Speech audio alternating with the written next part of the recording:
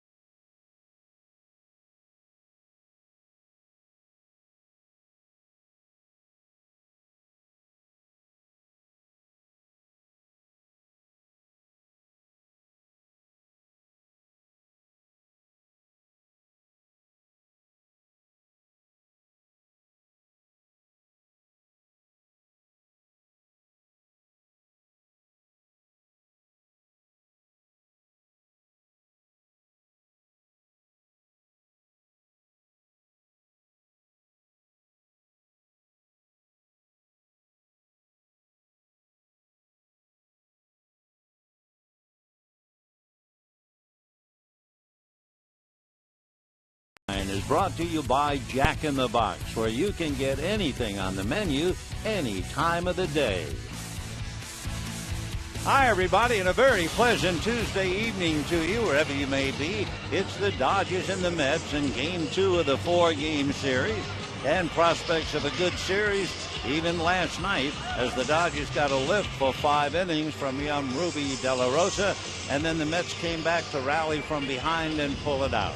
So tonight, as the Mets try to get 2 games above 500, they trail Philadelphia by 10.5, but they've been playing very well for Terry Collins. They've won 8 of the last 12. And let's take a look at his lineup card. It's Angel Pagan in center field, Justin Turner at second base, Carlos Beltran in right field, Ronnie Paulino, the catcher, hits cleanup, Jason Bay in left, Daniel Murphy at third base, Ruben Tejada at short, Lucas Duda at first base, and the pitcher, Big Mike Pelfrey, on the mound. On the mound for the Dodgers, Ted Lilly. He is 5-8. He has lost 3 in a row. He's 2-1 lifetime against the Mets. And as we get close to the All-Star game, the Dodgers are certainly hoping that Ted Lilly will recapture some of his All-Star form. You know, he's been an All-Star twice. When he was with Toronto, he made the American League All-Star team back in 2004. And then when he went over to the Cubs in the National League, he was on the All-Star team in 2009. So we'll see about Ted as he gets up on top of the hill to face the Mets. And Pagan, Turner, and Beltran will be the first 3 to challenge him. For the Dodgers, they're going in the opposite direction of the Mets. They have lost 3 straight and 7 of the last 10. We can also duck in the fact Padres and Giants, no score at the end of an inning. And Pagan now checks in, and Lilly's first pitch floats just off the plate. Ball 1. Angel Pagan from Puerto Rico. He had 4 hits in a game at the end of June against Detroit, a career high. Hits one foul off to the right out of play. One of the things about Pagan that makes him so dangerous, he has walked more times than he has struck out. He begins the game 26 walks, 21 strikeouts, and last night he had doubles in the 6th and 8th innings. Ted Lilly ready, and the 1-1 pitch swung on and fouled off to the right and out of play. 1-2 the count. To take a look at those who will challenge Lilly tonight, Pagan is 3 for 7 in the past against him. Paulino is hitting cleanup because he's batting .500 against Lilly. So Pagan, Turner, and Beltran in the first inning. Lilly into the windup, working from the third base side of the rubber, and drops a curveball in the dirt. 2 balls and 1 strike to count, now 2-2. So for Lilly, who had that sore elbow, you remember, he would have normally pitched in last night's game against Chris Capuano. They gave him the extra day. According to Don Mattingly, he worked well in a bullpen session, so we'll see. The 2-2 pitch to Pagan. Fastball hit in the air to left center. Kemp going back to the track, reaches up and makes the catch 5 feet from the center field wall. Batting next, second baseman number 2. So Angel Pagan, who checked in at the plate with 2 home runs, almost hit a third. And Kemp, a nice play in center to haul it in. Now the batter is Justin Turner, the second baseman. Turner in last night's game went 0 for 3 and was hit by a pitch. He has been a very surprisingly tough hitter with runners in scoring position. Justin takes a strike and the count 0-1. He's hitting .266, 2 home runs, 33 runs batted in, but he's hitting .382 with runners in scoring position. Strike 1 curveball in there nicely, and the count 0-2. So Justin Turner waiting at the plate with 1 out. On deck, the All-Star Carlos Beltran. And the strike 2 pitch on the way is a good fastball, swung on and missed at the knees, and down he goes. So with 2 out here in the first inning, the batter will be Carlos Beltran. Beltran, the switch hitter, has a 9-game hitting streak. Beltran hitting .281, but much of his hitting done as a left-handed batter. He does have a little more power from this side. 7 of his 12 home runs hit right-handed. And the pitch to Beltran is swung on. Chopper to third. Backhanded by Uribe to throw him out. So a nice first inning to Ted Lilly. 1, 2, 3 with a minimum number of pitches, 8. And at the end of half an inning, Mets nothing, Dodgers coming up.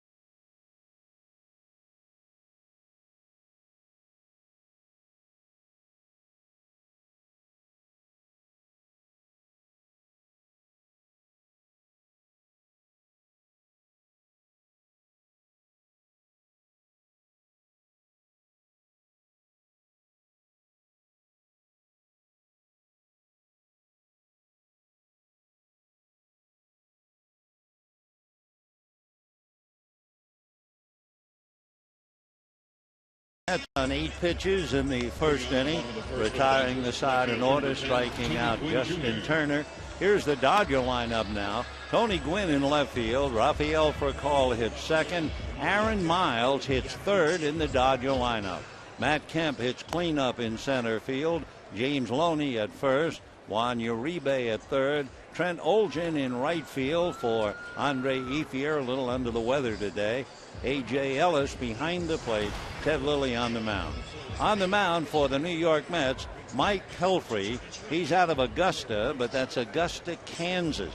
He is 6'7", 215-pounder. He was born at Wright-Patterson Air Force in Ohio and went to school at Wichita State. He was a first-round pick by the Mets 6 years ago and didn't even start to play baseball until he was 11 years old. So Pelfrey ready, makes his first pitch to strike to Gwynn, and the count 0-1.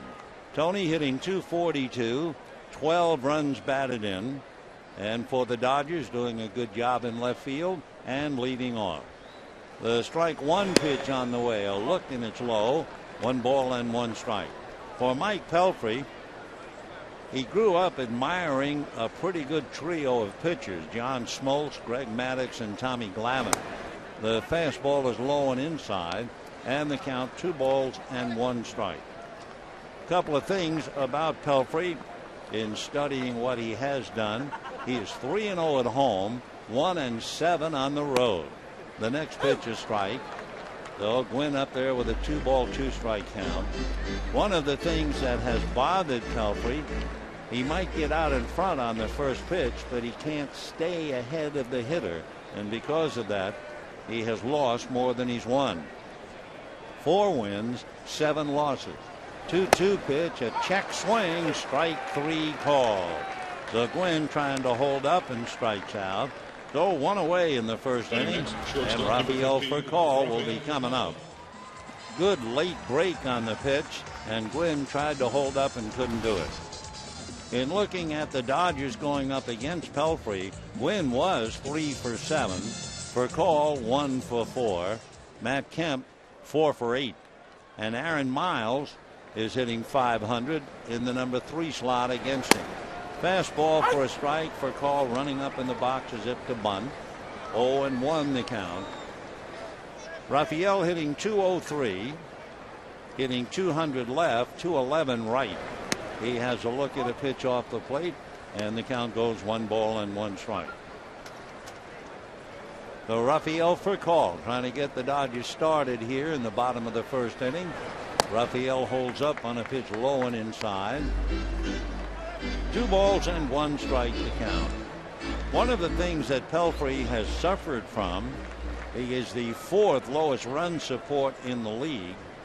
They've gotten him less than 3 runs while he's been starting. Furcal drives one in the gap, and Beltran a diving backhanded somersault catch for the out.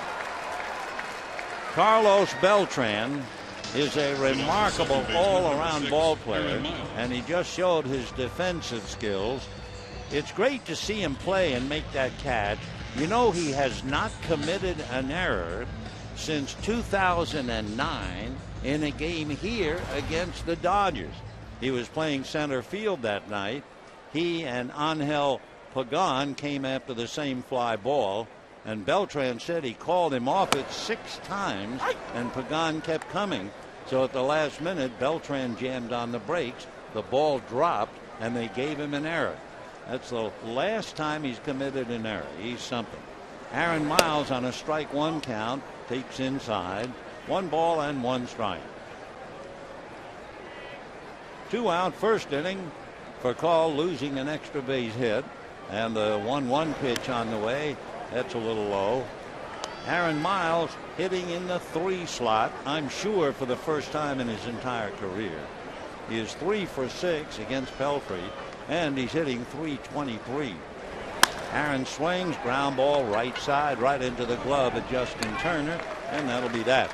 So the Dodgers go not quite so quietly. It took a diving catch by Carlos Beltran to send him out in order, and at the end of an inning, no score.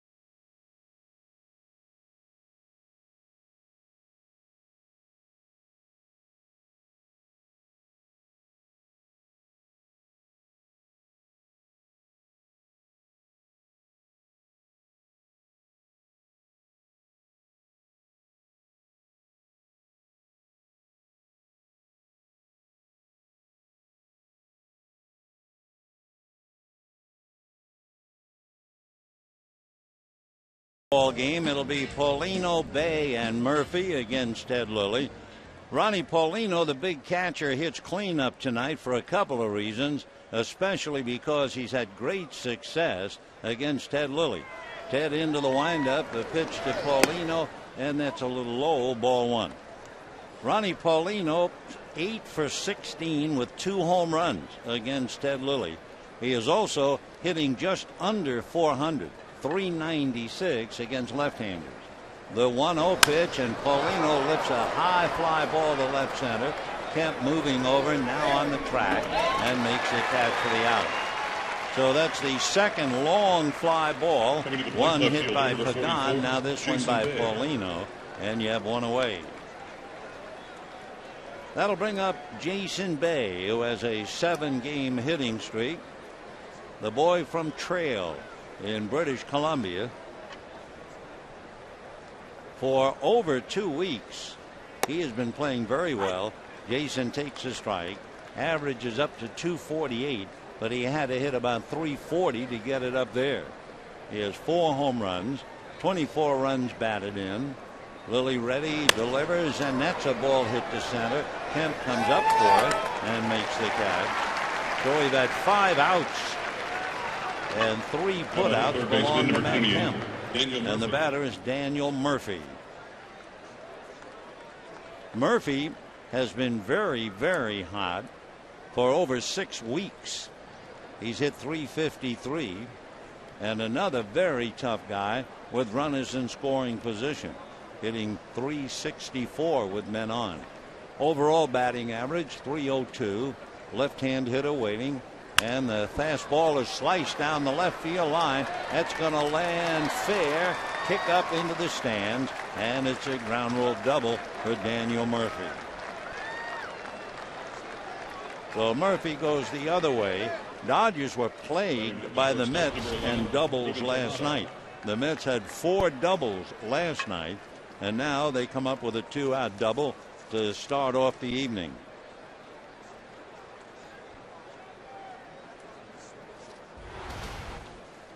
So Murphy continues his hot hitting with a double to left, and now Ruben Tejada, the shortstop, who has the biggest pair of shoes to fill in the National League. Jose Reyes, the all-star shortstop, has a tight hamstring. We were hoping he could play, but couldn't play last night, can't play tonight. The pitch to Tejada in the dirt. Nice block and save, 1 ball and no strikes. All Jose Reyes is doing to become an all-star for the 4th time is just tear up the league. In fact, Reyes leads the majors, hitting 354. You can imagine Tejada just trying to hold his own, and Ruben is hitting 270. So Tejada, right-hand batter. Lilly will look back at second. Ted double checks.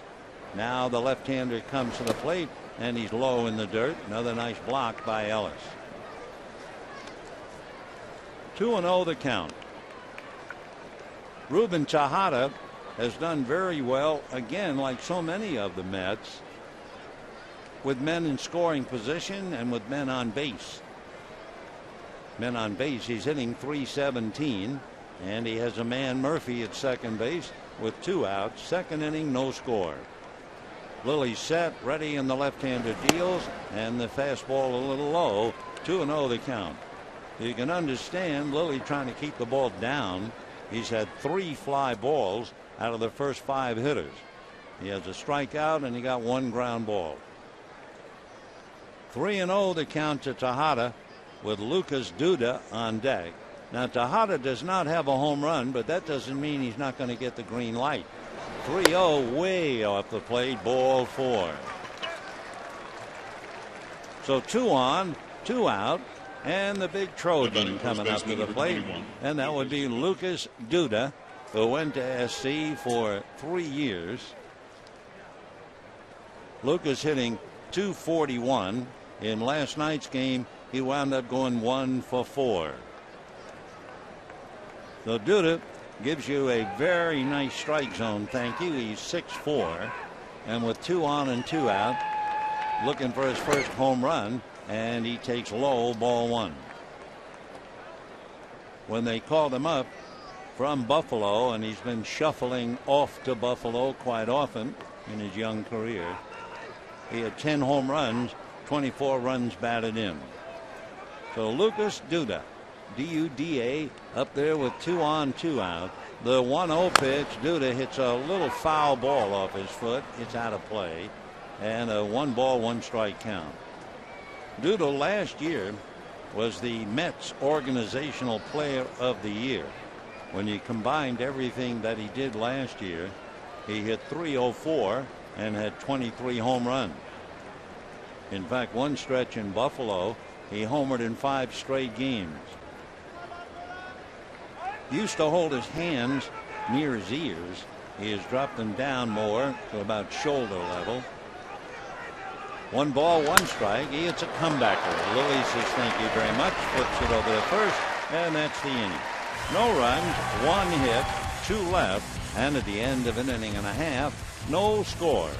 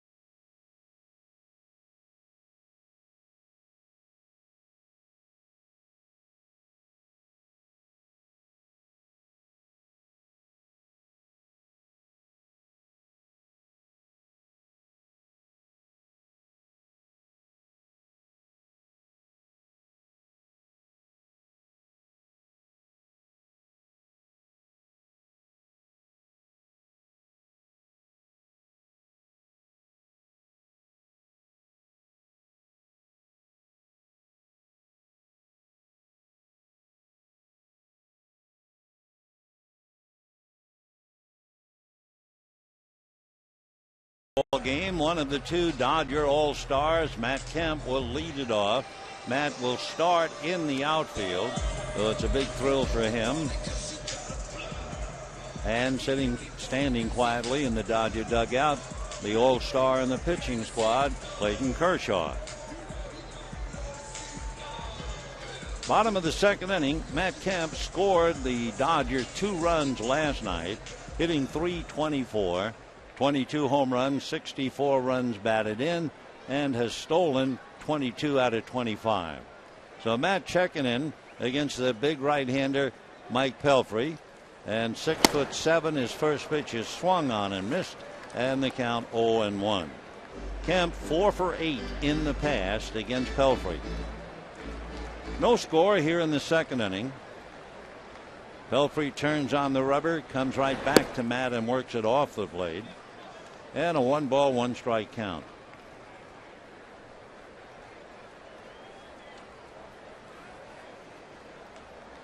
Big Michael turns, ready, comes back, low and away, ball 2, 2-1 the count.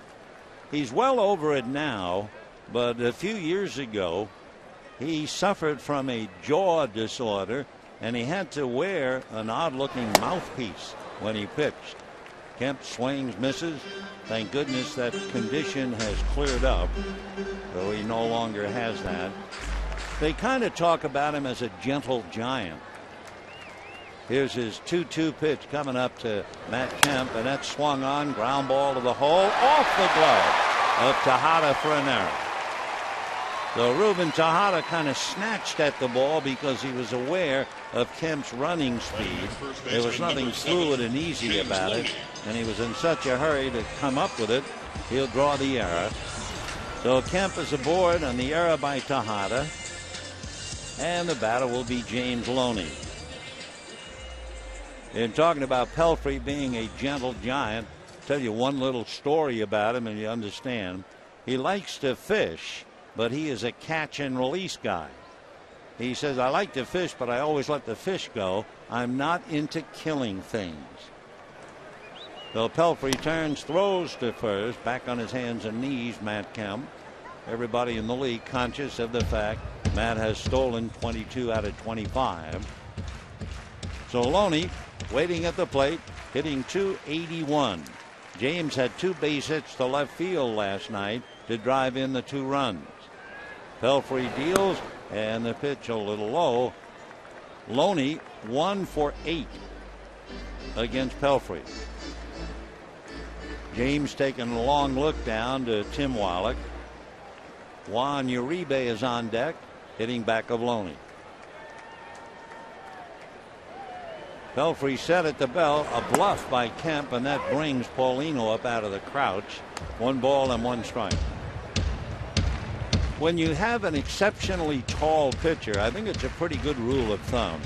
It takes a lot to go through a pitching delivery and release the ball, and consequently you have a lot of problems holding runners on. And this year the league has just run wild on Pelfrey. Of course, they've also run wild on Lilly. But this year, the league has stolen 12 out of 13 against him.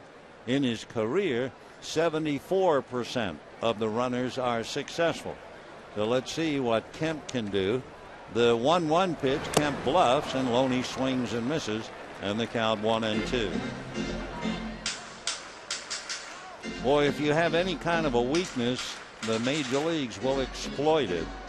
And if you have trouble holding runners on, you either learn or it just gets so much tougher for you. Just another facet of the game. So Kemp trying to read Pelfrey. The 1-2 pitch to Loney. Kemp goes, taken low, and no throw from Paulino. I don't think Ronnie had a grip on the ball. So Kemp has now stolen 23 out of 26. And Paulino coming up out of the crouch, but had to hesitate. Apparently he would have thrown that thing maybe into center field. So Matt Kemp carrying the club in every possible way, with his glove, with his bat, with his arm, and with his legs. And Kemp now at second, still nobody out. The 2-2 pitch to James Loney. A look back by Pelfrey. He comes and there's a fly ball to left field. Waiting for it is Jason Bay. Loney not pulling the ball. Then again, maybe that's how they're pitching. Though last night it paid off, but not this time. Say, don't forget, Dollar Dodger dogs are back. Join us for every Saturday home game in July, beginning this Saturday at 1:10. Enjoy the tradition of Dodger dogs for just $1 each. For more information, visit Dodgers.com/promotions or call 866-DODGERS today. All right, here's Uribe, 1 out, runner at second. Uribe hitting .206. Pelfrey, another look at Kemp. Now back to the plate. Little ground ball to short, and Tejada's going to go to first. I think Ruben could have gotten Kemp. Though, Matt, normally base runners do not try to go when a ball is hit ahead of them or even at them.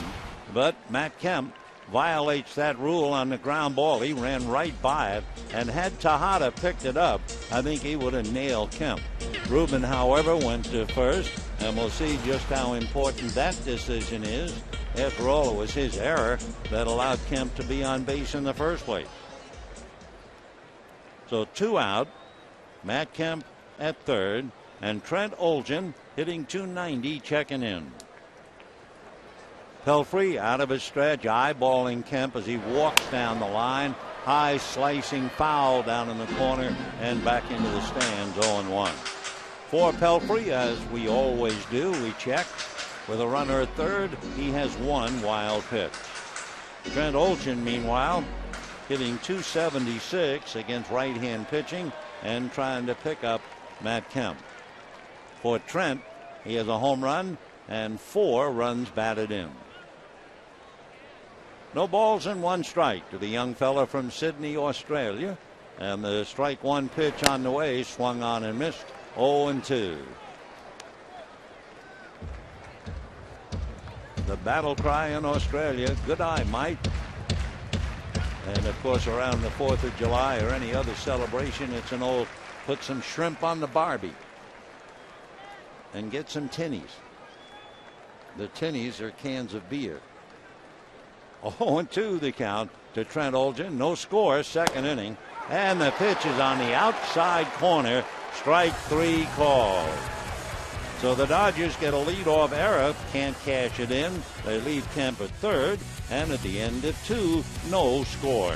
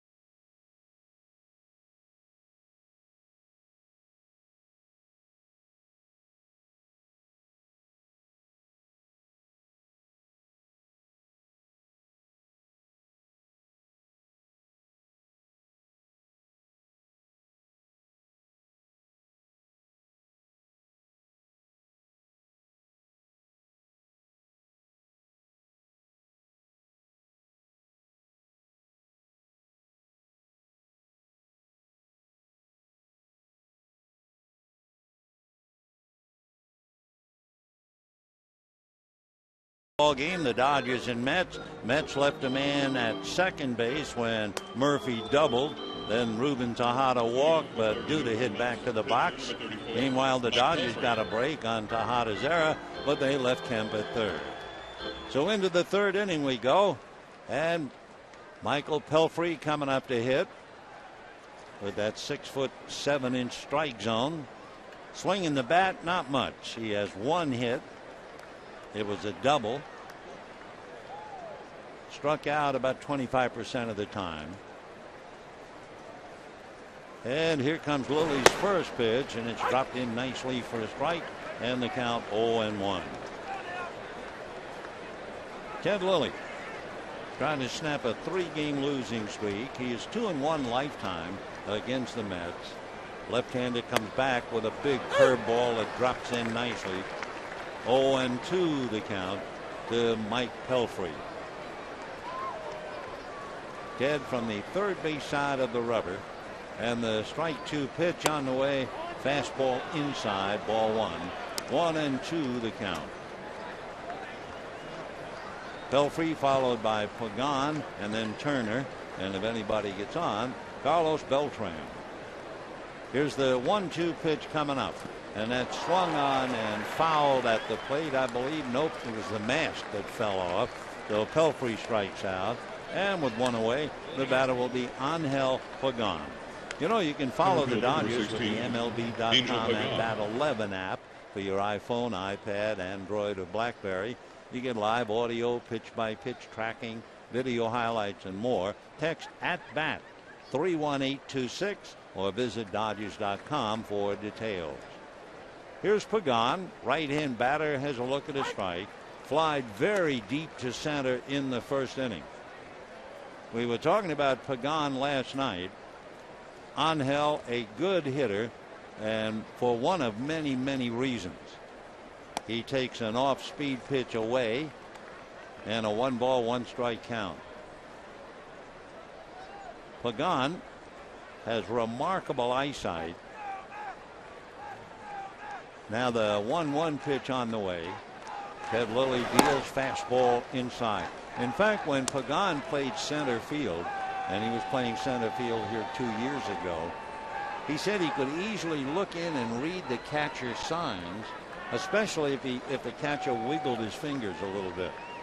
The 2-1 pitch, and that's a little high and away, ball 3. He has 2013 vision, and as we had it explained, he can see from 20 feet, with someone who has a 20/20 vision can see from 20 feet. The 3-1 pitch is fouled away off to the right upstairs, and the count 3-2. And of course, there's one other thing about Pagan that made him a little special. He was the first player ever to hit his first 2 major league home runs on his birthday. He did that on July the 2nd when he was with the Cubs, 2006. 3-2, and here comes Lilly, and there goes the ball. A base hit to center. In 2006, Pagan was with the Cubs, but Lilly was with the Blue Jays and then joined the Cubs in 2007. So a 1-out single to center for Angel Pagan, and that'll bring up Justin Turner, who struck out in the first inning. Turner hitting .265, 2 home runs, 33 runs batted in. Justin out of Long Beach, went to Cal State Fullerton. I'm sure he has a lot of friends and relatives here. Takes way off the plate. Nice save by Ellis. 1 ball and no strikes. In fact, at one time, Justin was a bat boy for the Cal State Fullerton baseball team, and then grew up to be big and strong. 26 years old. He'll be 27 near the end of November. The 1-0 pitch on the way, and the right-hand hitter hits it to the gap in shallow right center. It will drop. Finally picked up out there by Olchen. Little fly ball single by Turner. He will take it. Pagan goes to third, and the Mets are in some business now. First and third, 1 out, and Carlos Beltran coming up. Just one of those, they used to call them dying quails, that dropped into right center, and Olson finally got it back to the infield. Somewhat of a shy grin on Turner's face, but it's not fishing. You don't throw the little ones back. First and third, one away, no score in the third, and here is Beltran. Beltran, a remarkable hitter anytime, but he is really something special, usually with men on base. And the first pitch to him is a little low, ball one. So Carlos Beltran, during the year, has hit 245, 243 with the bases empty, and 314 with people aboard. And they're at the corners right now with Pagan at third and Turner at first. At throw to first, we were talking before about Michael Pelfrey having his troubles in stolen bases. And as you may remember, as we've talked about it in the past, for Lilly, the success rate is 82% against him. So 1 ball and no strikes. Another look at the runners. Ted ready and goes to first base again. For Justin Turner, standing at first, he has stolen 6 out of 8. And you have to remember, this is a running team. The Mets are tied with Texas. They have 84 stolen bases. They'll run you out of the ballpark. So 1 ball and no strikes. Mets threatening here in the third. Lilly straightens up, checks the runners. Now the 1-0 pitch on the way. A very deliberate Lilly delivers and gets a fastball strike. And the count 1 ball and 1 strike. So after striking out Pelfrey for his second strikeout of the night, he surrenders the line drive single to center and the pop fly single to right. 1 out, 1 ball and 1 strike. Ted set, checking first, comes back to the plate. Curveball, grounded foul outside of third. Slow curve in the 70s. And a 1 ball, 2 strike count. So Carlos Beltran waiting to try and cash in his situation. He has a 9-game hitting streak. He is tied for the National League lead with 24 doubles. And Beltran has had 11 RBIs in his last 9 games. So 1-2 the count. Out of a stretch goes Lilly. Looks at the runners. Now comes to the hitter. And it's swung on and popped up on the infield. It will be Loney or Miles. And Miles will make the catch. So there is a huge out as Beltran pops it up. Runners have to hold. And now Ronnie Paulino coming up. Catcher, Ronnie Paulino. So Ronnie Paulino flied to center in the second inning. The big catcher 0 for 1. But as we said, he's had a lot of success. He was hitting .500 against Lilly coming into the game. So the big catcher waits, hitting .333. Among other things, too, they have to worry about Turner more now with 2 out. Lilly out of a stretch and comes to the plate, and the first pitch is low. And I'll tell you one thing, Turner was running back to first base as Lilly came to the plate. So Justin, with Mookie Wilson whistling in his ear, was really misreading Ted Lilly. Ted straightens up, looking at the hitter, and decides to go to first while looking at the hitter. And Turner back on the bag. 1 ball and no strikes to count. Mets have beaten the Dodgers 3 out of 4, and they've been playing very well of late. They've won 8 of 12. Now the 1-0 pitch on the way.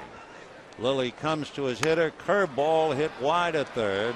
Uribe is up with it. Throws to first.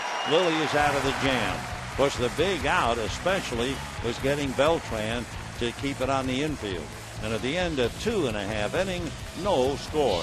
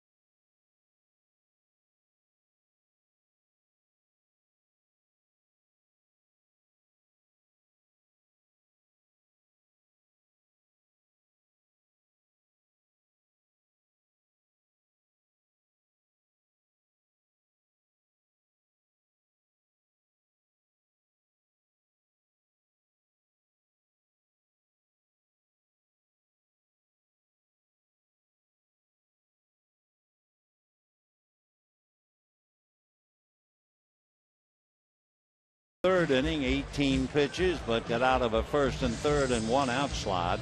He's made 39 pitches so far. Now in the bottom of the third, it'll be A.J. Ellis, then Lilly, and then Gwynn against Mike Pelfrey. Ellis hitting .243 with 5 runs batted in. Pelfrey up on top, looks down to get a sign.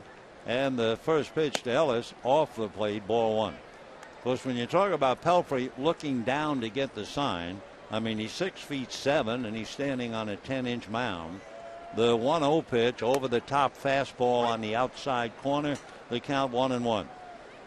If there's one thing that I think has occurred more in this first half than quite a few years, and we've mentioned it, we don't have the statistical backup. Ellis fouls the pitch away.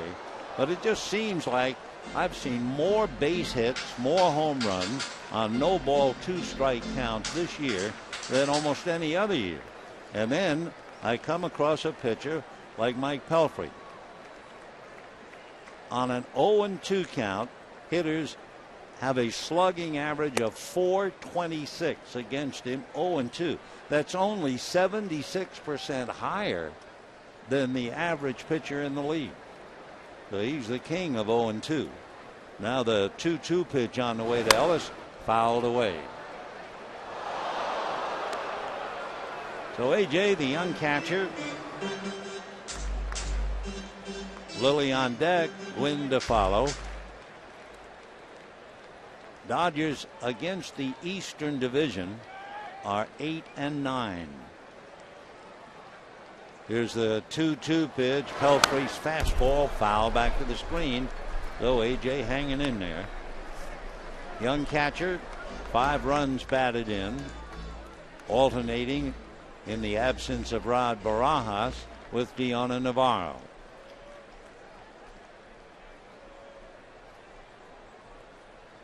Ellis waiting on the 2-2 pitch on the way. Fastball punched on the ground. Backhanded by Duda, and he'll go to the bag. Then we have 1 away. So, you know, a reminder, an amazing offer for Andre Ethier's throwback bobblehead Thursday night. All reserve level tickets are $5, while Loge and right field pavilion $22 in honor of Clayton Kershaw. Field $27 in honor of Matt Kemp. So visit Dodgers.com/Ethier for more information.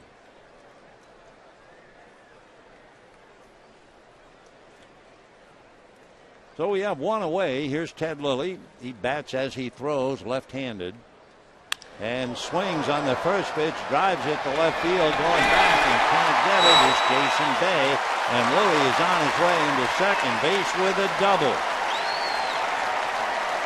For Ted Lilly, he was 1 for 27, and he comes up with a double. Fastball out over the plate. Ted just made contact. Bay was playing so shallow, he had no chance, and he had to go to the wall to retrieve it.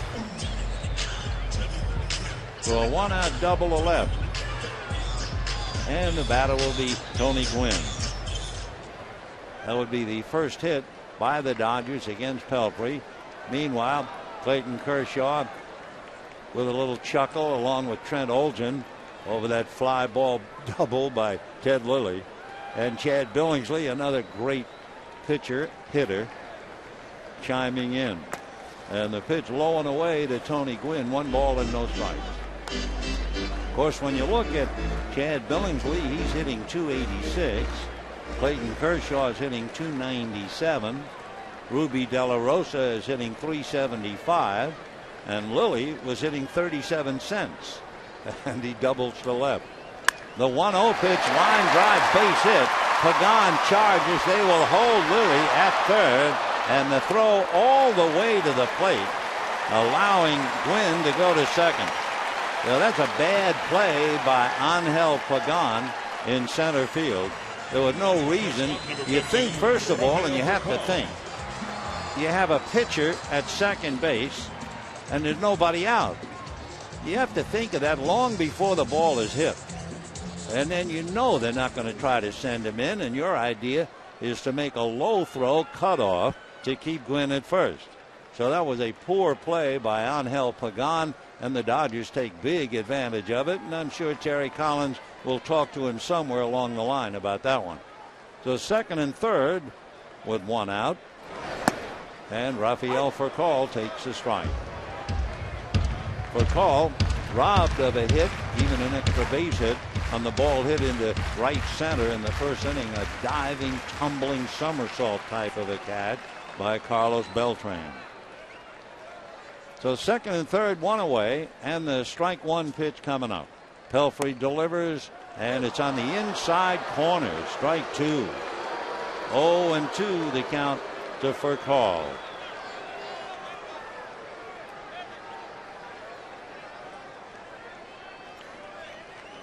First base open, on deck, Aaron Miles. Two switch hitters batting left-handed against Pelfrey back-to-back. 0-2 to Rafael. Pelfrey looks ready. Here he comes, and he works a fastball away. 1-2 the count. No runs, 3 hits for the Mets. They've already left 4 men on. No runs, 2 hits for the Dodgers, and they have second and third, 1 out. With Pelfrey, you get a 4-seamer, a 2-seamer, a splitter, and a pretty good circle change. He pretty much gave up his curveball for a slider. And the 1-2 pitch on the way, a little comebacker. The runners have to hold. The out recorded at first. So Furcal hits back to the box, and the runners hold. So second and third, 2 out. And but Don Mattingly, who played over 1,700 games for the Yankees, who was such a solid hitter, all you have to do is know his background and understand the frustration he must be going through. One of these days, I expect him to go to the bat rack and grab a bat. Got to be tough to take. So second and third with 2 out. And now Aaron Miles, who is probably as different a number 3 hitter in the lineup as anybody who's ever played. He has done well. He is 4 for 10 coming into this game, batting in the number 3 position. And of course, it's a huge place to hit because you have Matt Kemp on deck. So Matt waiting. So Miles, a switch hitter, batting left-handed, trying to keep the inning alive. He's batting .322. Pelfrey looks at the runners. Now the right-hander delivers. Fastball fouled away. Second deck off to the left. 1-1. Miles grounded out in the first inning. You don't see number 3 hitters with 1 home run and 21 runs batted in. But as Don Mattingly said, hey, you play the guy who's the hot hitter, never mind power. Aaron has 1 home run. Pelfrey at the belt, looks again at the runners. And the 1-1 pitch, ground ball to short. Tejada up with it cleanly, fires to first, and Pelfrey's out of the jam. So each side leaving 2, and at the end of 3, no score.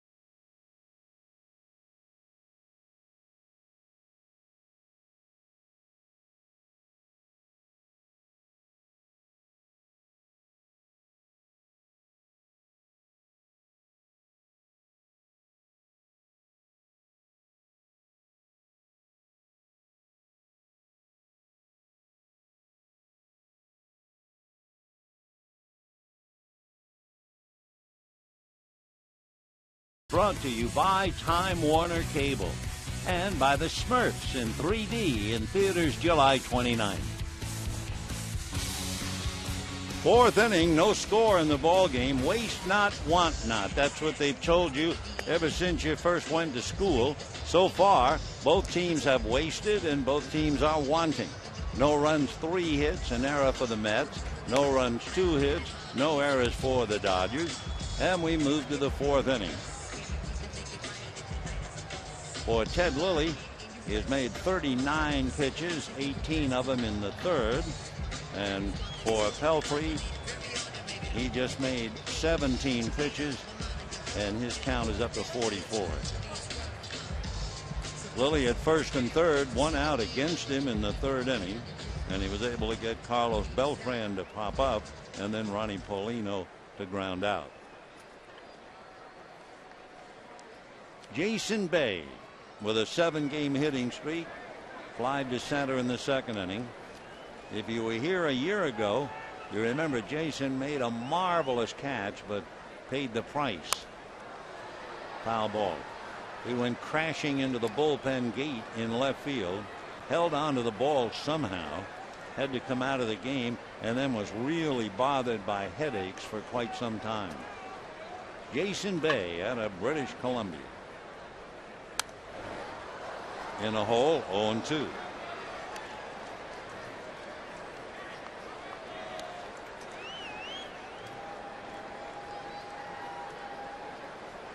Jason picked up a grand slam home run this year against Detroit. He has 3 in his career. Boy, you talk about waiting on a pitch. Realize that it's grammatically incorrect. But Bay waited on that pitch and was just able to fight it off. Of course, the good hitters can wait longer than most. 0-2. Pulls an outside fastball to short. 1 away. Batting next, third baseman. That'll bring up Daniel Murphy, who doubled the left field in the second inning.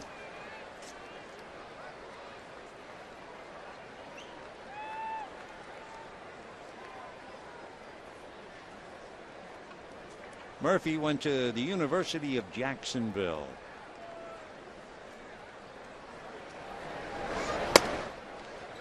That's a strike. No score, fourth inning. Ted Lilly, Mike Pelfrey.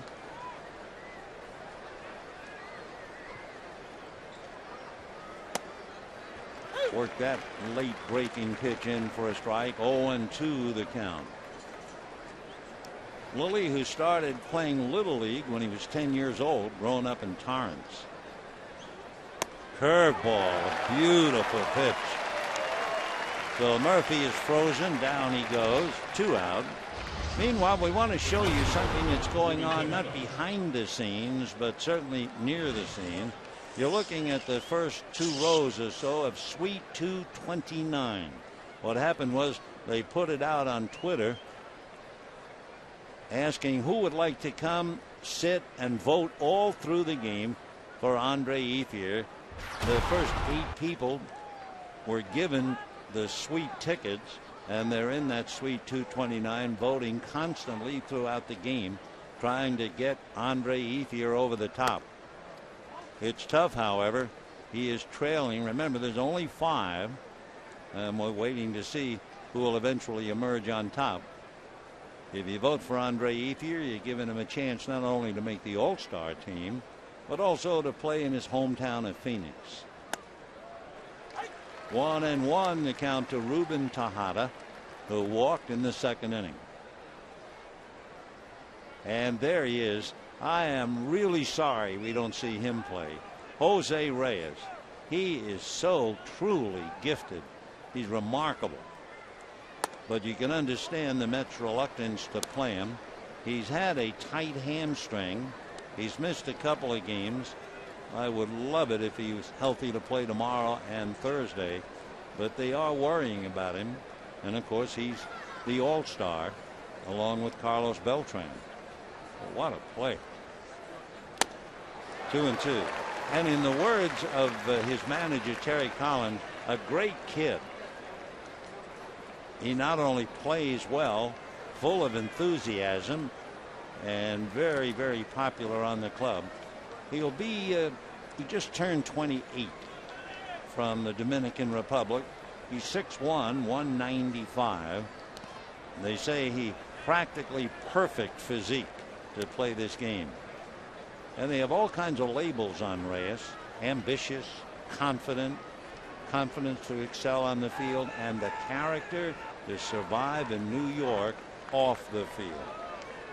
That's a lot. Jose Reyes. 3-2 to Tejada. Checked on ball 4. There's another solid ball player who is not playing. In fact, he's not even with the Mets, and they sorely miss him, I'm sure, and that's third baseman David Wright. I mean, it's no knock on Daniel Murphy, but the left side of the Mets lineup with Reyes at short and Wright at third, that's a remarkable duo.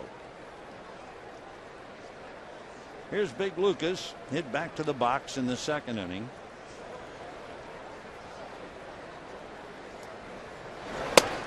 And a strike. First time you meet Lucas Duda and he tells you he went to SC, you have to figure he was a tight end.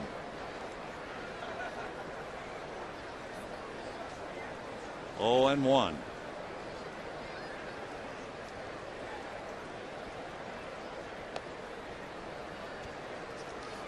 Tejada over at first base has not played a lot and does not have a stolen base. Ruben from Panama.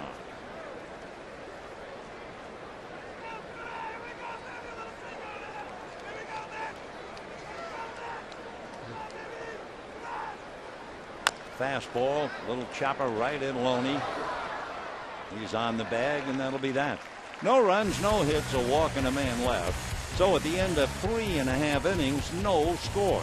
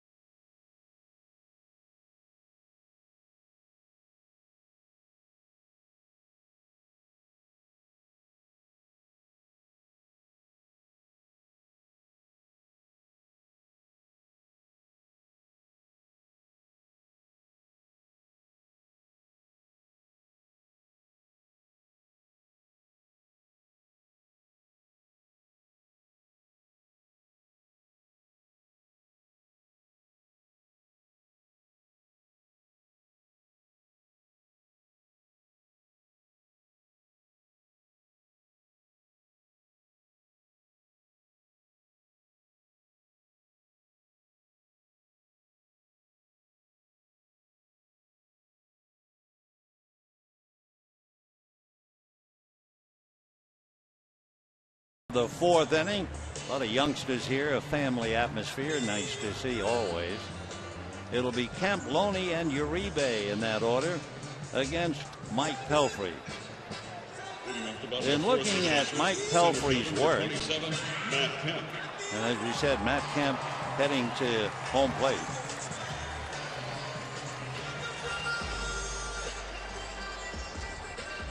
Matt Kemp reached on the error by Ruben Tejada. Mike Pelfrey has had problems in the Eastern Division. He's done well against the Central, and he's done pretty well against the West. But in his own division, he's been hurting.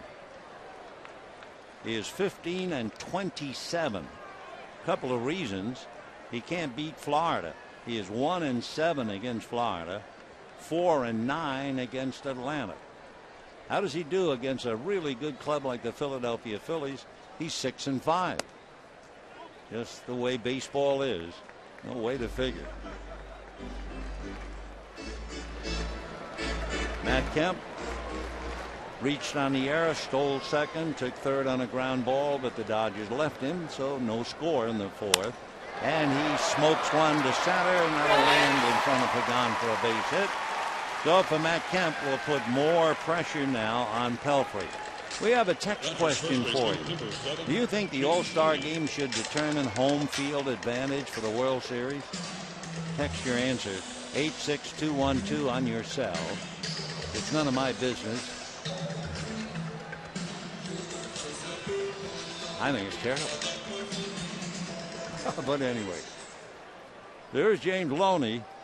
Flied to left, 0 for 1.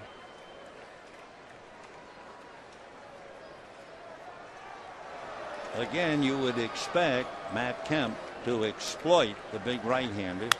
Loney, meanwhile, a drive into left center. Pagan on his horse and makes the catch on the track. And hustling back to first base is Matt Kemp. Boy, that was quite a play by Angel Pagan. And he caught the fly ball in a different way. Just take a look at his glove. He's slapping down at the ball and was able to catch up to it. Down he goes, backhands it, makes the play, then the wall. Beautiful play by Angel Pagan in center field. You better be if you're going to replace Carlos Beltran in center.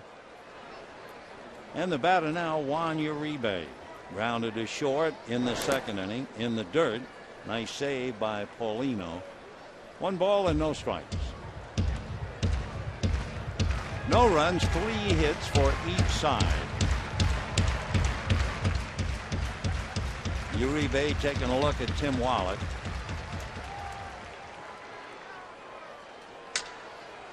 And a little meeting on the mound. Uribe, who has been in and out of the lineup, struggling last year, had that big year with the Giants, had 24 home runs, and the Dodgers could use power, so they went out to get him, and he has 4. He came off the DL June the 6th, and like so many, after you're out for a while, it's pretty hard to pick up. He missed 14 games, and since then, hitting about 180. 1 ball and no strikes. Fouled away. 1-1. One thing about Uribe that hasn't changed, he's not up there just to put the bat on the ball. I mean, he'll break the laces of his shoes swinging at a pitch. Like they say in the Dominican Republic, you can't walk off the island. You have to hit your way off. 1-1. Kemp goes and foul back. 1-2.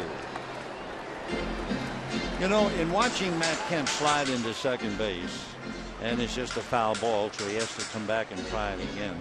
I remember when Maury Wills was stealing 104 bases. You know, they don't wear pads. When I was trying to play in high school and college, we wore sliding pads underneath the pants of the uniform, because every time you slide, you're going to lose a little skin. He's not gone. 2-2. And I can remember when Maury Wills was stealing 104 bases and the crowd would cheer. You would not believe the condition of his legs. They were terrible to look at. Bloody. They were awful.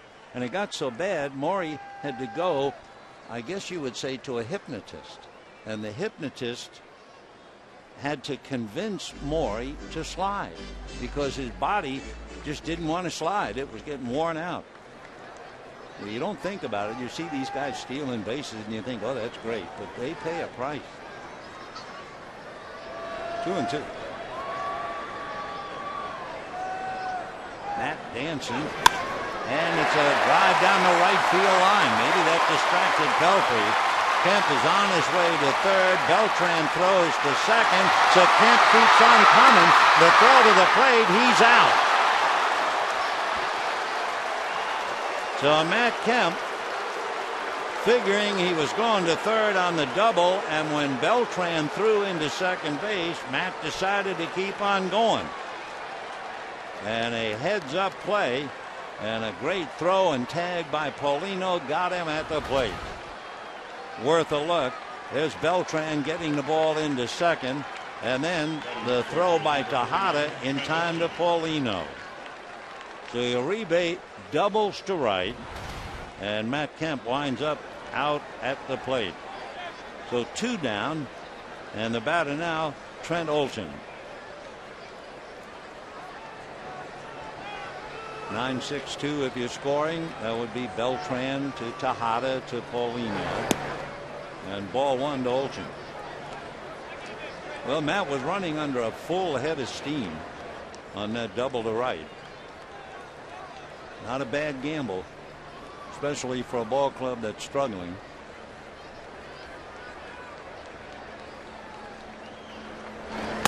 Check swing, go look, a swing, says Sam Holbrook. 1-1 to count to Trent Olson. Matt Kemp trying to catch his breath. Yeah, heaving a sigh. Meanwhile, Uribe at second, looking for a ride home. 1-1 to count to Olson. He has 4 runs batted in.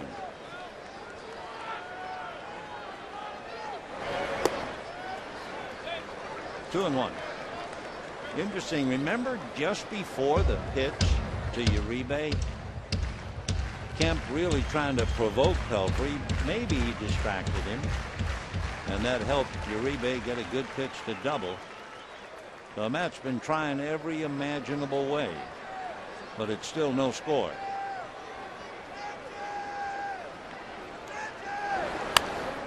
Late on that pitch. 2-2. Take a look at Matt Kemp. Watch him at first base. I mean, he was daring Pelfrey, and sure enough, line drive double. But then the play, Beltran to Tejada to Paulino, and Matt was cut down.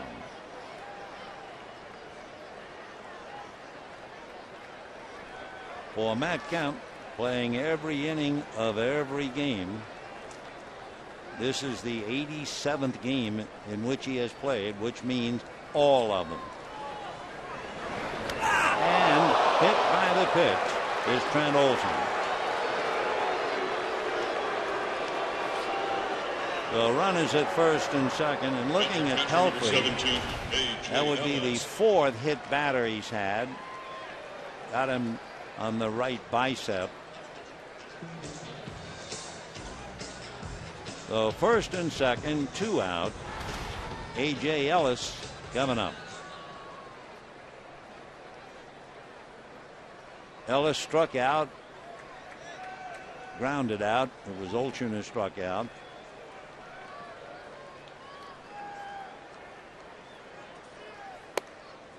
And ball 1. I think we have a newcomer running the scoreboard tonight, to say the least. That's 1 ball and no strikes.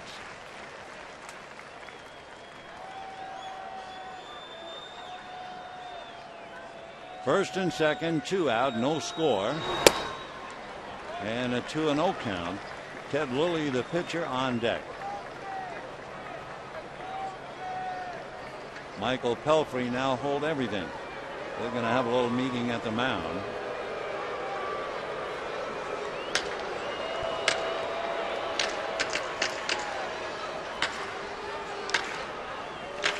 Danny Wathen, who used to be with the Dodgers and went with Terry Collins. Danny's a terrific guy.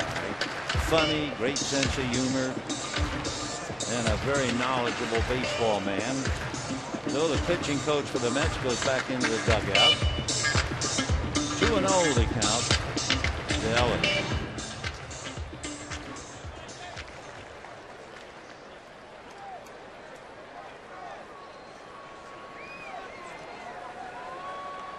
A.J. hitting .237. Uribe and Olson out there. And ball 3.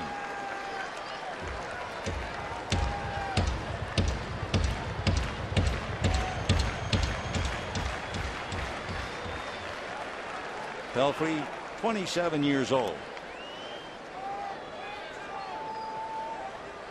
3-0. And ball 4. So Pelfrey is very fortunate. This sounds like one of those trick questions.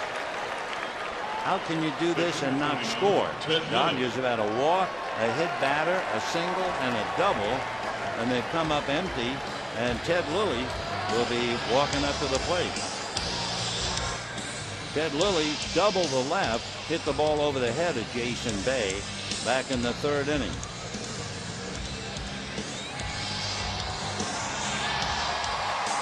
So Uribe, Olchin, and Ellis are all out there, and Ted trying to help his own cause. He does not have a run batted in.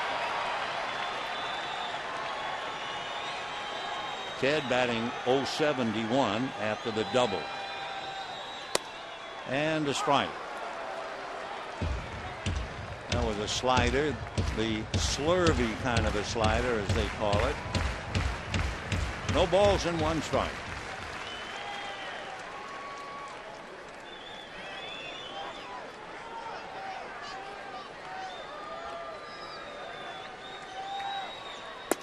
And 1 ball, 1 strike. That's about as hard as Pelfrey has thrown tonight, but he was really overthrowing. He hit 93 on the gun. So at third base, Juan Uribe. At second, Trent Olson. At first, A.J. Ellis. 1-1 to Ted Lilly. Big bouncer. Duca takes it to the bag, and that's it. So for the Dodgers, a very frustrating inning. A hit batter, a walk, a single, a double, and nada at the end of 4.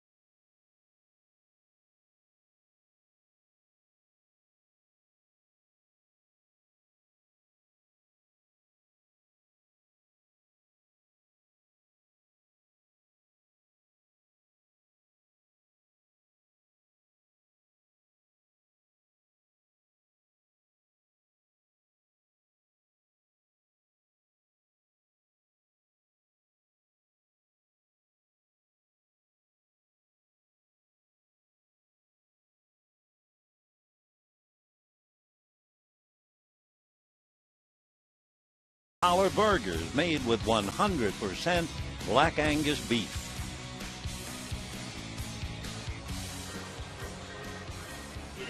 It's time to crack the Clubhouse Combo for a chance to win an Xbox 360.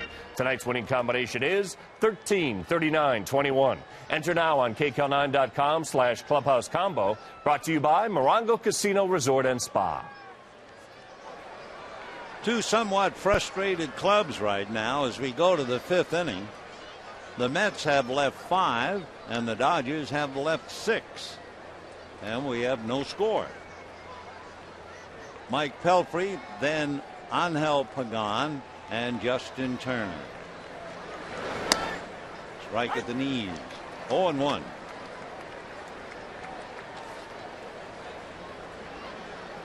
Pelfrey, 1 hit, 27 at bats. And another strike. No balls and 2 strikes. Ted Lilly has held the Mets to 3 hits, 2 singles and a double. He has walked 2.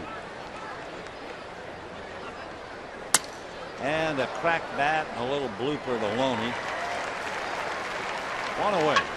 Just to give you an idea of the upcoming games. Tomorrow night, the Mets will be here on Prime Ticket at 7. The same story for Thursday night. Then the Padres come in. That'll be Friday at 7 on Prime. Saturday, Big Fox at 1 p.m. And then the Dodgers will conclude the activity on Sunday, the regular time at 1:10, and then the All-Star break.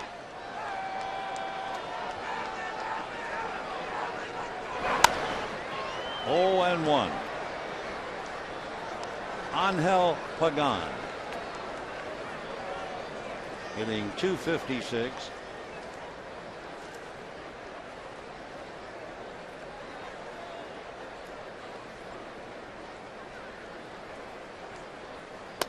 Off speed, 1 ball, 1 strike. Angel from Puerto Rico, and he spent a lot of time boxing. He loved to box. He used to imitate Felix Trinidad, and he squirts a knuckleball. That really wobbles for a hit. Look at that crazy bounce, and he'll hold on with a single. But that's right out of the pool hall, and he'll take it. Second baseman, number 2. Nice. James Loney is grinning as Pecan squirts one into center. So Angel is 2 for 3. You can't tell on television, but watching that, see the way it bounced.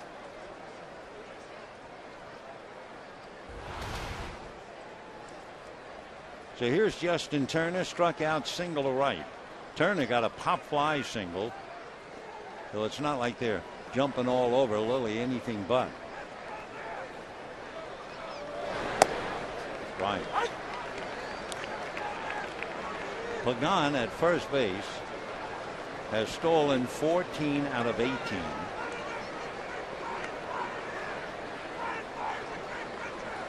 On 1. Just celebrated his 30th birthday the other day. 1 ball and 1 strike.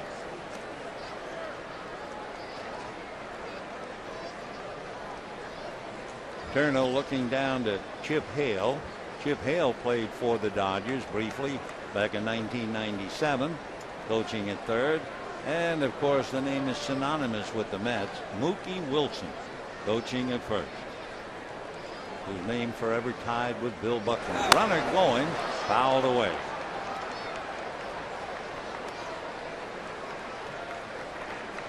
One and 2 the count.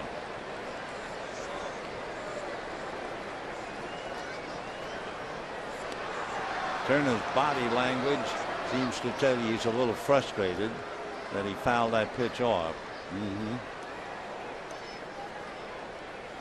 I guess there's one thing worse than swinging and missing, and that's when you get a pitch you really think you can handle and you don't.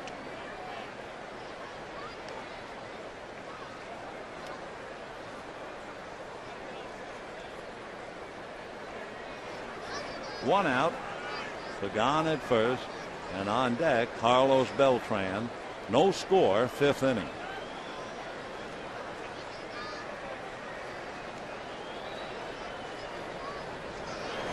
And Lilly had Pagan going back to the bag at first. So Ted doing everything in his power to control a running game, and for a pitcher who's been victimized by the stolen base, he's done remarkably well against the best stolen base team in the major leagues, along with Texas. So for Lilly, not only trying to get the hitters out, trying to keep the base runners in place. 1 and 2 to Turner. Picked him off. And Loney throws it, and it gets away from Miles. Miles trying to grab it and bring it for the tag, and it went off his glove. So that's a big play. Got him dead to rights, and just trying to do it, couldn't handle a throw. Throw was not exactly accurate, But that's the terrible problem for a first baseman.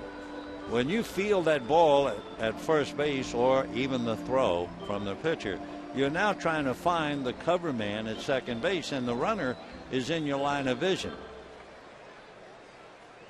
He tried to get it around the corner to Miles and couldn't do it. Since he was picked off, he was in motion. He'll be credited with a stolen base. 1-2 the count to Turner. Slow curve, slowly hit ground ball. Uribe gets him, and on the play, Pagan takes third. Though the inning by rights should have been over on a better throw. Not so much Miles' fault. Kind of you have it. Loney throw a little wide. Miles couldn't make the catch and tag. So the runner at third, and here's Beltran, who popped up with first and third and one out in the third inning, and has now got a second time to pick somebody up. And a high fly ball into deep left center. Back goes Kemp, way back. He's picked him up all right, and he's picked himself up. And the Mets lead the Dodgers 2-0. So, of course, now the feeling in the Dodger dugout is if Loney makes an accurate throw to Miles and then they get him, Turner grounds out, and the inning is over.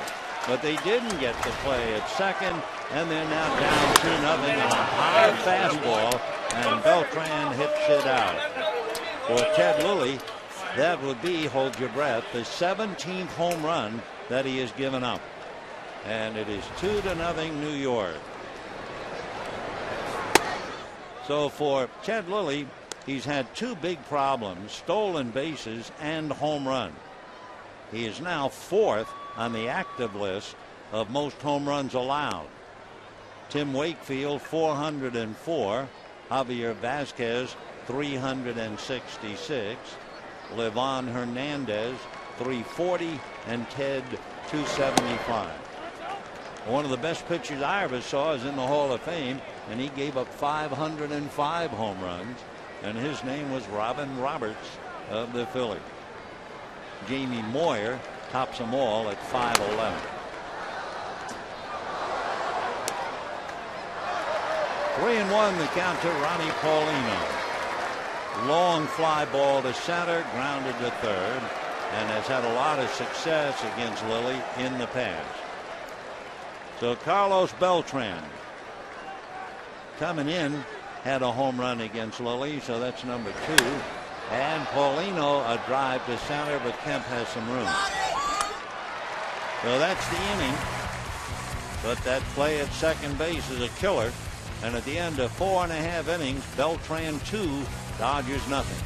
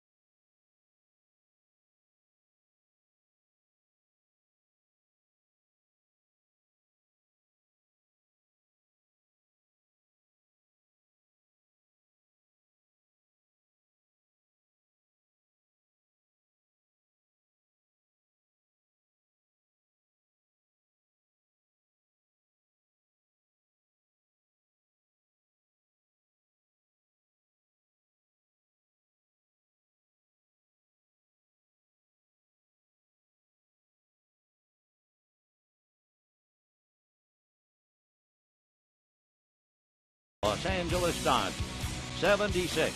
We're on the driver's side. And by Zookeeper in theaters July 8th. Bottom of the fifth inning, 2-0 in favor of the Mets. Carlos Beltran now has hit safely in 10 straight games.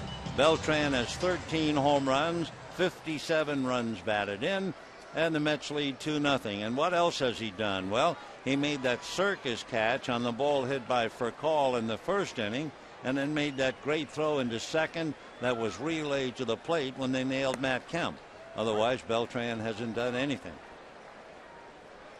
Yep, he's a complete package out there, the all-star right fielder, Carlos Beltran. He's an all-star for the 6th time. Meanwhile, 0-2 the count to Tony Gwynn.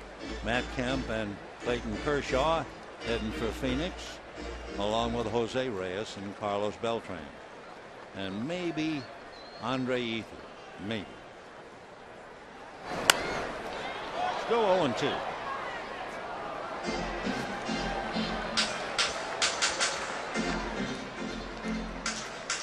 Tony hitting .245.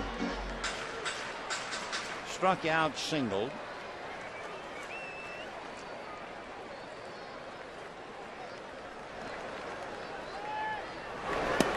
Ball one. Just thinking about Beltran and home runs. 5 years ago for the Mets, Carlos Beltran had 41 home runs. So for him to hit one out is certainly no surprise. 2-2 to Tony, with Furcal and Miles due to follow. And a fly ball to center. Pagan is there. One away. Well, here's a look at how our text message voting is going so far.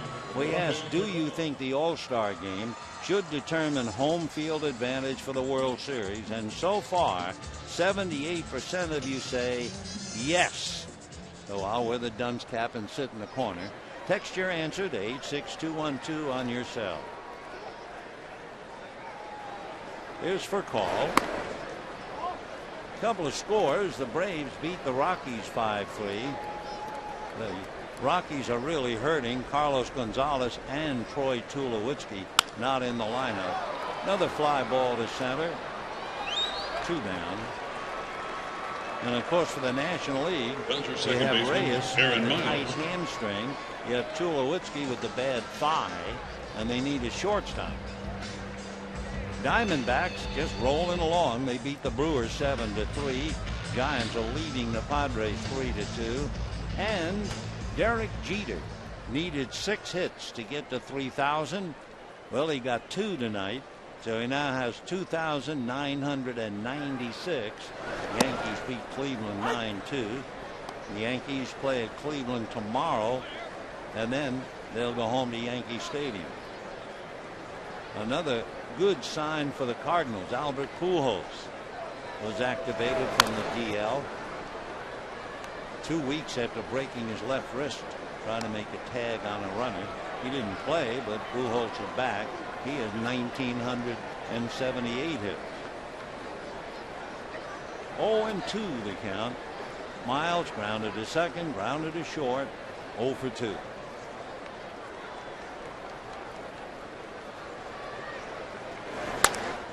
Foul ball. The story right now, the 5th inning. Pagan picked off. Loney's throw wide. Miles couldn't hold on to it, trying to make the tag. Pagan was given credit for a stolen base. Turner grounded out, and that would have been the 3rd out. Instead, Turner's ground ball was the 2nd out. That allowed Beltran to come up, and boom. Carlos hit it into the pavilion, and the Mets lead 2-0.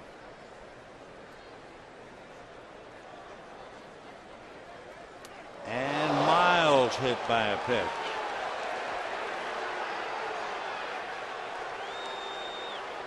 So the Dodgers had Trent Olson hit by a pitch. Now with 2 out, Miles is hit. And although the crowd is reacting, let's face it, friends, there is no reason in the world, leading 2-0, he's going to hit Aaron Miles and allow Matt Kemp. I guess an instinctive reaction. Gets hit, you begin to challenge the pitcher. But that is the last thing that Pelfrey wanted. So Miles took it on the elbow. Todd Tomczyk out there working on that elbow. Miles might not be a big man, but he is really put together. He's hard. You go by and touch him on the arm. Very, very muscular. Tough little guy, having a great season. Okay, Dodgers get a golden chance here. Miles hit by the pitch, and Matt Kemp checking in. Kemp has reached on an error, and he has singled to center. He has a stolen base, and he's hitting .325.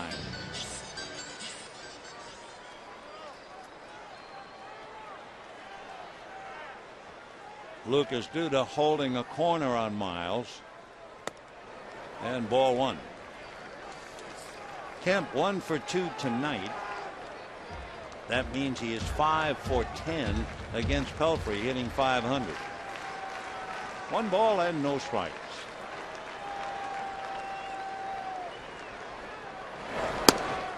And ball 2. On deck, James Loney.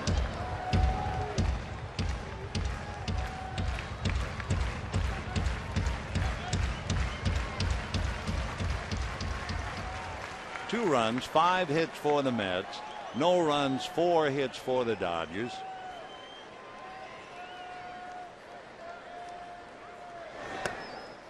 And ball 3. So Pelfrey pitching about as carefully as he can pitch to Matt Kemp. And of course, in this situation, you know that Matt Kemp has the green light. He can swing if he likes the pitch and gets one to drive. Sure. Hey, why not? That didn't take a rocket scientist to figure that out. 3-1. You let him swing 3-0. You let him swing 3-1. You just keep letting him swing.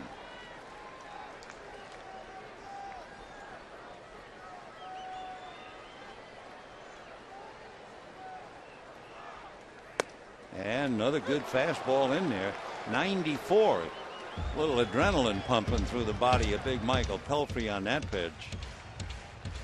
So 3-2, 2 out. They're not going to hold Miles. Duda off the bag.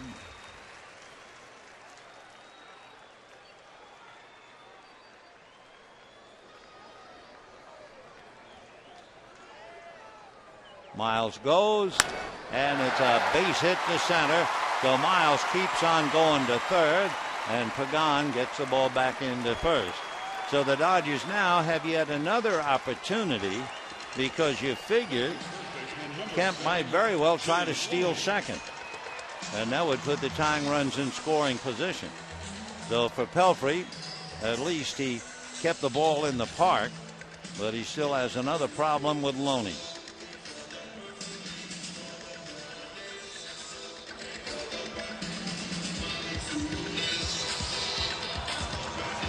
James Loney flied to left and fly deep to center. It was a nice play by Angel Pagan.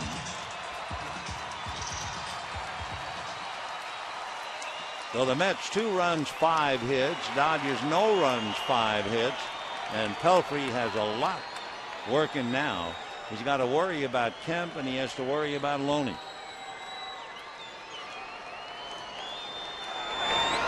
And a strike. 0-1. James Loney 0 for 2 tonight. That would make him 1 for 10 against Pelfrey. Miles at third, Kemp at first, 2 out.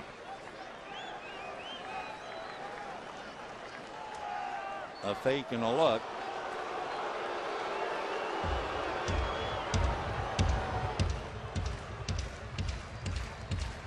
Bottom of the fifth with 2 out, and of course this is a big inning for Pelfrey.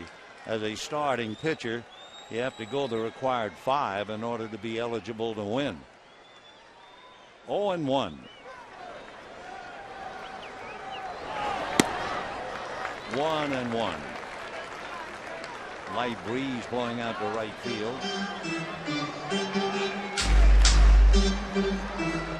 Pelfrey has walked 1, hit 2.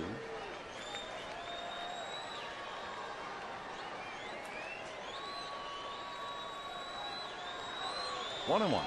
There goes Kemp. Big jump. No play on him. So for Matt, he steals his second base. He has now stolen 24 out of 27. And that figures. Now the tying runs are in scoring position. So the last thing Pelfrey wanted to do is hit Aaron Miles, and now he's in some trouble. Loney with 31 runs batted in. Fastball just missed. First base open, and Juan Uribe on deck.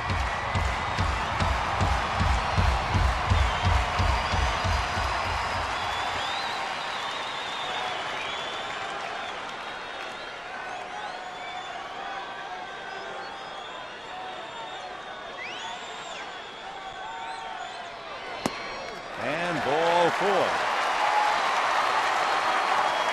So for Terry Collins, he had his big right hand to get the first 2 outs in the 5th inning, only to hit Miles. Then Kemp singled. Then Kemp did what everybody expected. He would steal second to get the tying run in scoring position. Then Loney walks. So now here comes Uribe. Now remember, Loney was just 1 for 10 against Pelfrey. Uribe was 1 for 6. So he's now 2 for 8. For Pelfrey, laboring. He has now made 25 pitches in the inning. DJ Carrasco begins to warm up in the Mets bullpen. Danny Warthen has gone out to deliver the message. And here's Uribe. Juan Uribe has been playing in the big leagues since 2001, and he has 5 grand slams. He hit one last year against the Cubs. He has grounded to short, double to right. Miles, Kemp, and Loney are all out there. 0-1. Low slider. Uribe 4 home runs, 24 runs batted in. So it's certainly a moment of truth for Mike Pelfrey. He's now made 90 pitches.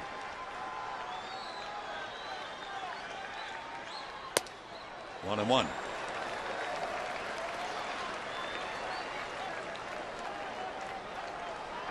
Pelfrey has allowed 5 hits, walked 2, hit 2. He has just 2 strikeouts.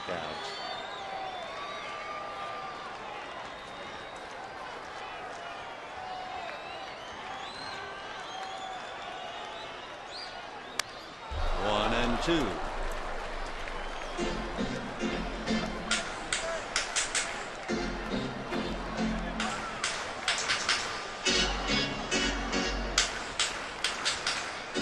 Mets lead 2-0. Aaron Miles hit by a pitch at third. Kemp single, stole second, and Loney, who walked at first. 1-2 to Juan Uribe.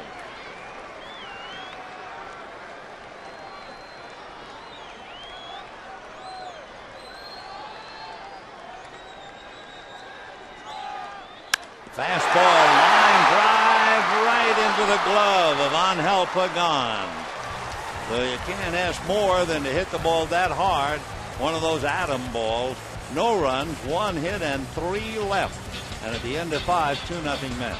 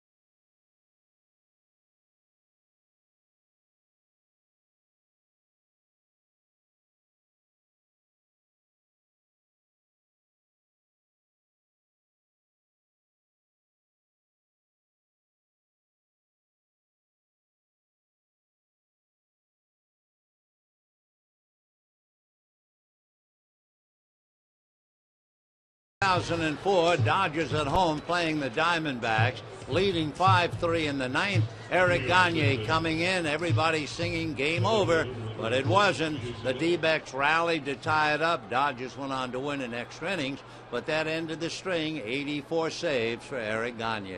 Let's go back to this one.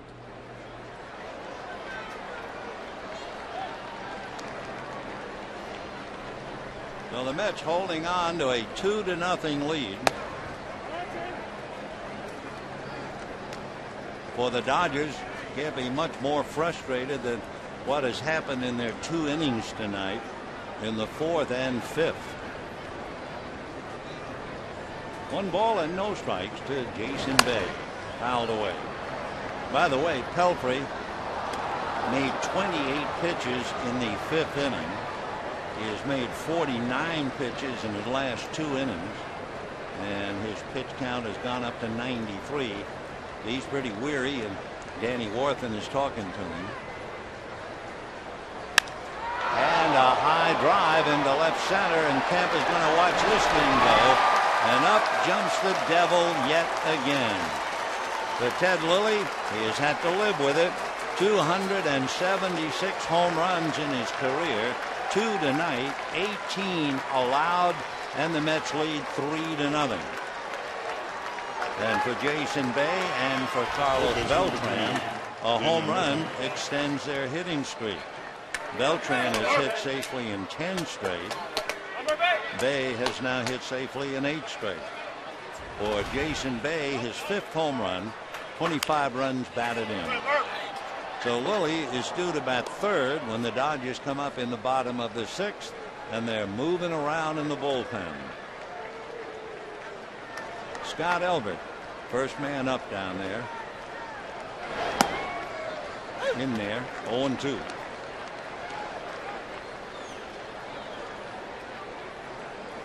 Murphy doubled and struck out.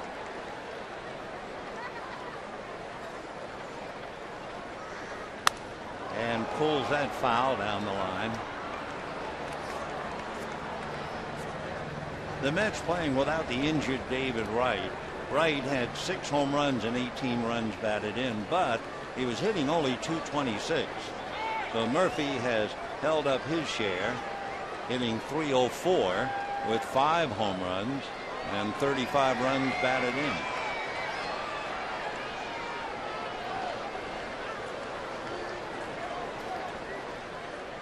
Oh, and 2.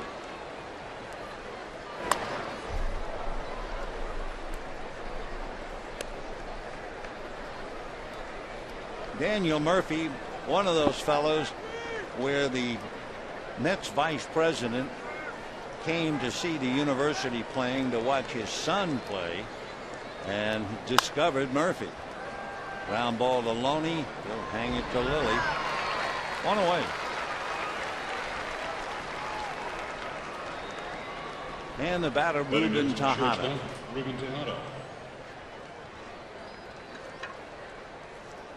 When the Dodgers come up in the bottom of the 6th, they'll have Trent Olchen, A.J. Ellis, and then Ted Lilly, or a hitter. 3-0 Mets, and we're in the 6th.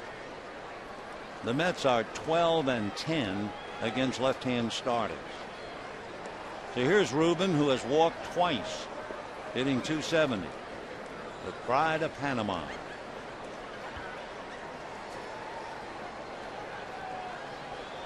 Fastball hit foul, should carry back into the stands, and does. 0-1. The winner.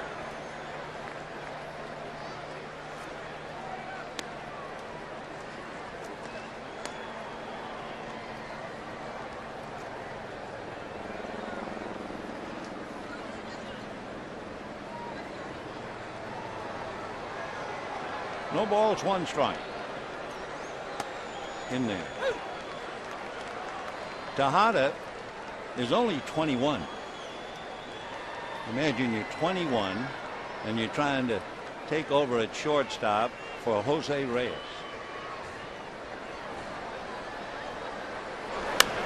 Little pop fly, Aaron Miles.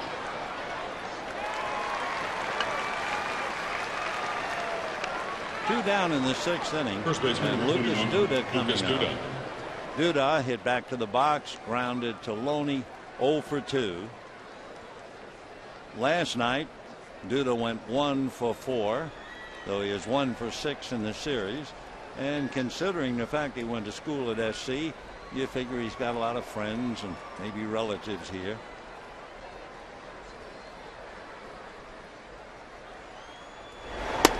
Ball 1. In the Dodger bullpen, we told you Scott Elbert warming up, and he's now joined by right-hander Matt Guerrier.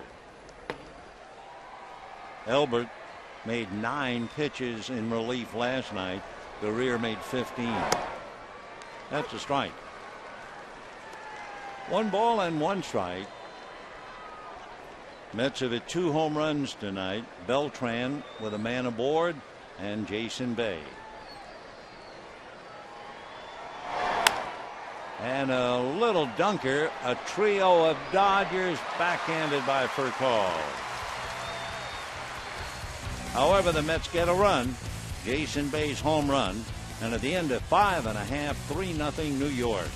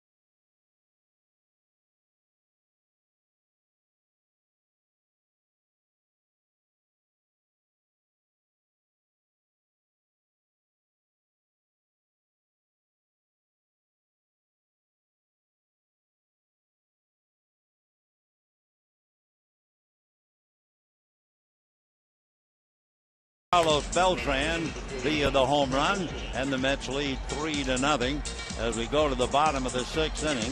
So the outfielders have done their job for the moment. Now the Dodgers try to counter with Trent Olson, A.J. Ellis, and we'll see about a hitter for Ted Lilly. Lilly, by the way, has made 85 pitches through his 6 innings. Now for Mike Pelfrey, he's made 49 pitches in the last 2 innings. So the big man has labored mightily, but he is leading 3-0. Olson has struck out and was hit by a pitch. Cracked bat, broken bat. The out recorded at first, and the bat sails way back into the stands. That's the handle. But the other part, that had to go about 12 rows back, and that fella caught it without getting hurt. Boy, one away.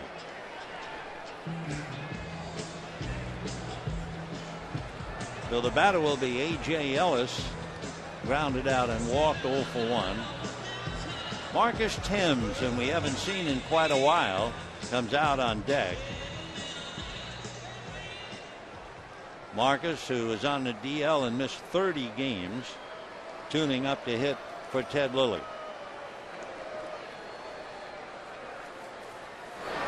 And ball 1. 3 runs, 6 hits for the Mets. No runs, 5 hits for the Dodgers. However, the big glaring point about the Dodgers is the same thing that's wearing them out all year. In the first 5 innings, the Dodgers have left 9 men.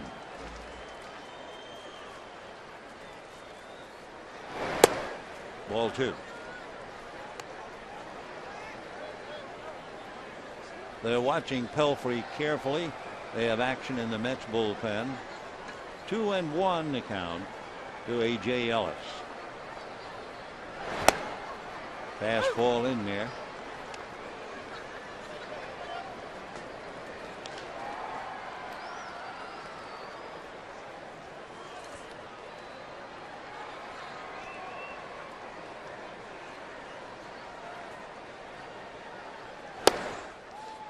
Three and two. Pelfrey has a complete game in 17 starts. Average would be about 6 innings. Chris Capuano went 6 last night. Hit foul down the line. For A.J. Ellis, fighting off pitches, he's done pretty well. He's had about close to 50 plate appearances, and he has struck out 10% of the time. 3-2. Ground ball to Tejada. Oh, we have 2 down, and the batter will be Marcus Thames. Burdick and Carrasco are throwing behind Pelfrey. Attention, please, for the Dodgers. This could be his last inning. Pelfrey has made 101 pitches, and now here's Marcus Thames batting for Lilly. For the Dodgers, if they had managed anything at all, they could have kept Lilly in the game with the bat. And a fly ball coming over is Jason Bay. That'll be that. So the Dodgers go quickly in the 6th, and at the end of 6, Mets 3, Dodgers nothing.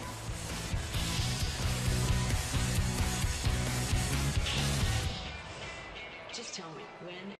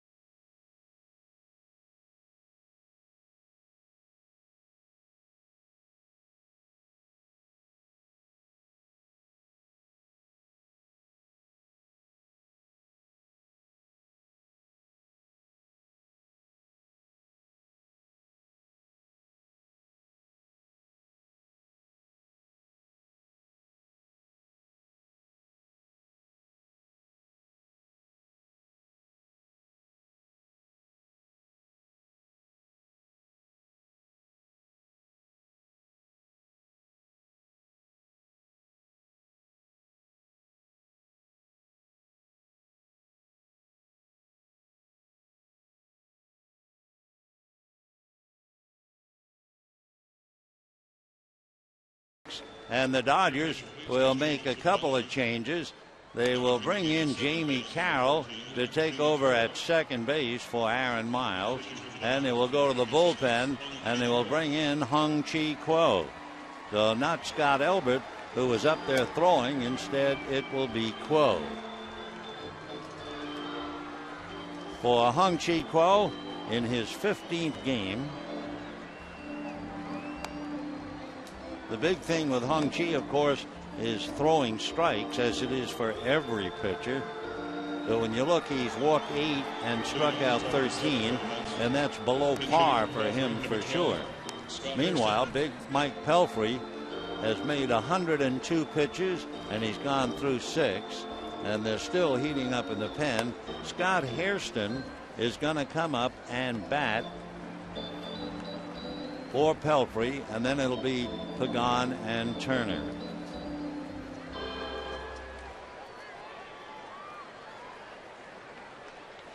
So Scott Hairston coming off the bench. Last night they went to the bench once and used Willie Harris.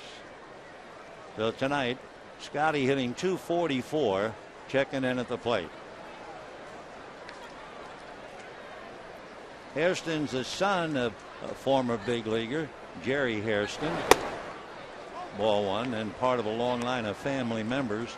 His brother Jerry, second baseman for the Orioles. I'm trying to remember. I think his brother suffered a broken wrist against the Angels in one of those 4 o'clock games where it's kind of hard to see the ball. I think that's right. 1 ball and 1 strike to count to Scott. 3-0 Mets, and we're in the 7th. Quo picking up for Lilly, who went 6 and gave up 3 runs, 6 hits. Shattered bat, ground ball to third. Uribe, plenty of time, 1 away. You know, the Coca-Cola Value Pack is available for select Wednesday and Sunday Dodger home games. This ultimate sports value includes 4 tickets, 4 Dodger dogs, 4 Cokes. Now, for all applicable games in July, you'll receive a Dodger cooler bag with every ticket, all starting at $20 a seat.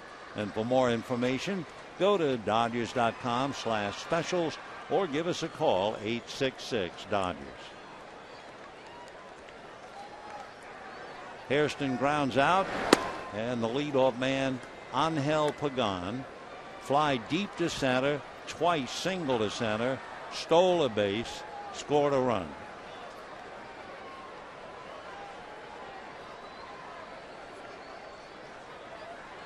One ball and no strikes. Ball 2.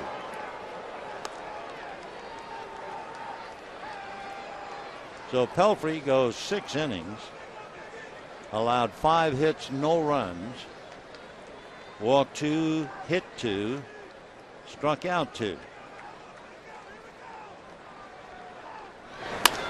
Ground ball, Uribe blocks it nicely. 2 down.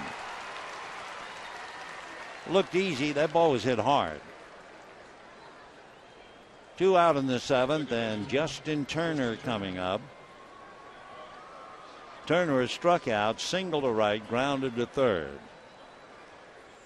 When the Dodgers come up in the 7th inning, they'll have Gwynn, Furcal, and Carroll. And although we didn't get any report, I have to believe when Aaron Miles was hit on the elbow, that's why he had to come out of the game. But no report on that. Fouled away. 0-1. 3-0 New York on a 2-run home run by Carlos Beltran, and then a leadoff home run by Jason Bay. Dodgers, meanwhile, thoroughly frustrated, left 9 men in the first 5 innings. 1-1.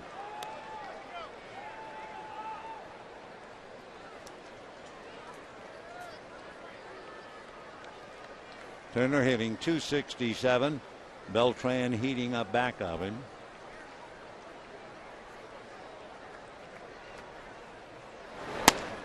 That's a strike. 1-2. So Hung-Chi Kuo back in action. Been tough for him. He's backed up by Blake Hawksworth in the pen. He just lost the feeling, lost his confidence, lost the strike zone. Battling his way back. Boy, that thing like a blur went into the Mets dugout. 1-2. Kuo, since being reinstated from the DL, this would be his 6th appearance.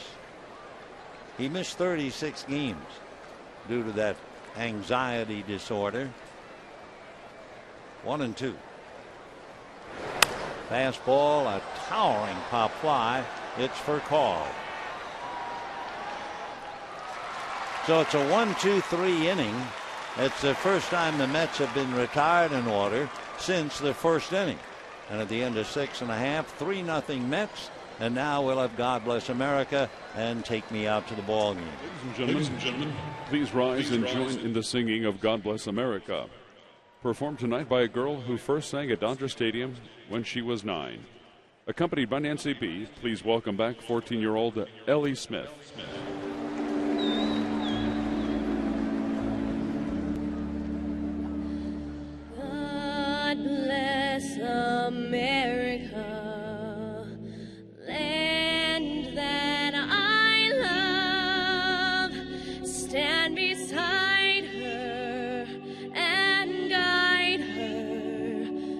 the night with light from above, from the mountains to the prairies, to the oceans, white with foam. God bless America, my home sweet home. God bless America, my home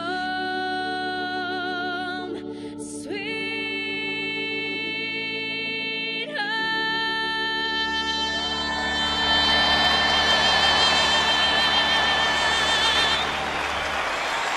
Ellie Smith.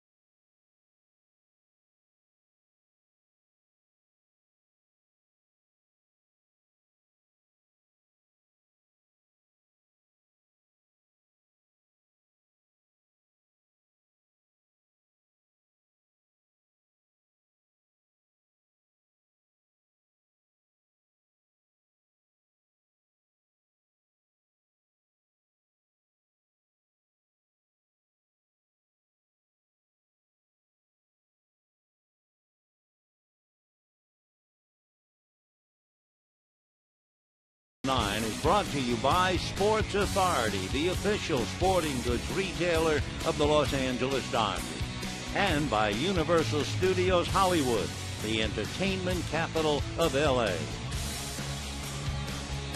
We've reached the bottom of the seventh inning, and the Mets lead 3-0.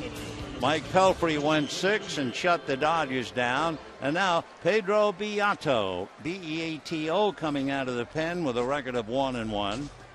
He went to school at St. Petersburg Junior College. He's from Santo Domingo in the Dominican Republic, and he is 24 years old. He'll be 25 in October. Selected by the Mets originally in 2005 out of Brooklyn. Didn't sign. Grew up in Queens, so probably grew up pretty close to the old Shea Stadium. And here he is working on Tony Gwynn. Ball one, 1-0.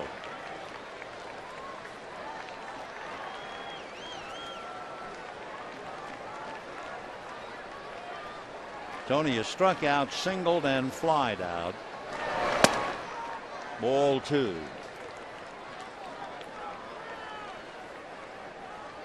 Hung Chi Kuo, in pitching his inning, made 11 pitches. Lilly made 85. That's a strike. 2-1 to count. Beato's a big boy. He's 6'4". Checks in about 220, 225. Right-handed all the way. He was selected from the Baltimore Orioles last year. A one-hopper, nice hop right to Justin Turner, and just like that, one away. And the batter will be Rafael Furcal. Don't forget Thursday, Andre Ethia bobblehead night, presented by San Manuel Indian Bingo and Casino, Dodgers and Mets. And you can walk off with your own Mini Andre in his 1940s throwback uniform. For tickets, visit Dodgers.com/promotions or call 866-DODGERS. For call, robbed of a hit by Beltran, hit back to the box, fly to center, 0 for 3, and a strike. 0-1.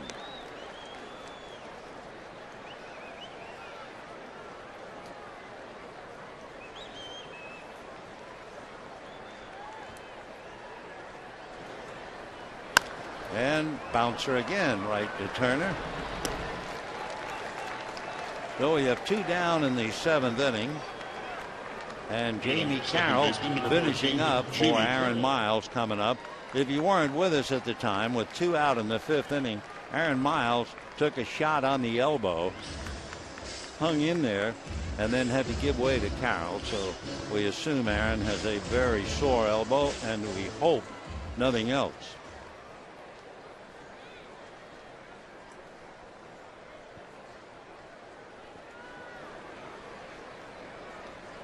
Jamie Carroll hitting .294. It is a rare day in any month of the year when the Dodgers have 2 men hitting in the number 3 slot and they have 1 home run between them. But that's what has happened with Andre Ethier unable to play tonight. That just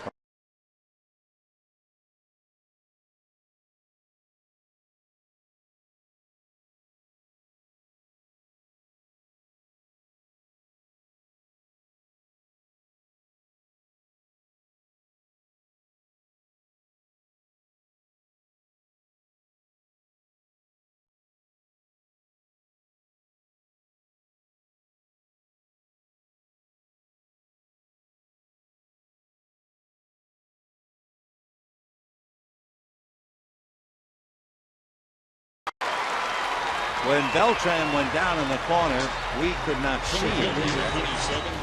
And Jamie Carroll gets the triple. Now we will see what we shall see. There's the bounce. Beltran, whether he bobbled it or the ball hit the wall, we don't know. Neither does the official.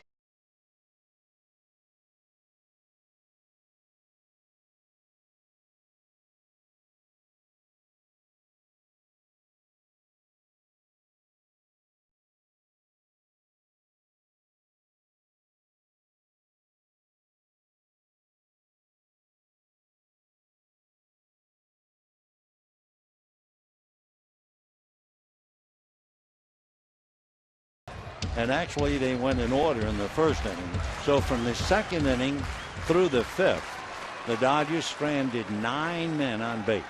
Went out in order in the 6th, and with 2 out they have a runner at 3rd here in the 7th. 1-0 to Matt. That's a strike. 1 ball, 1 strike. Pedro Beato trying to help Mike Pelfrey pick up a win. He had elbow ligament replacement surgery in April, about 7 years ago. Breaking ball in there. Nice pitch. 1-2 the count. So if you're the hitter looking out at a guy 6'4", 225, you expect everything to come up there hard. That was a great pitch.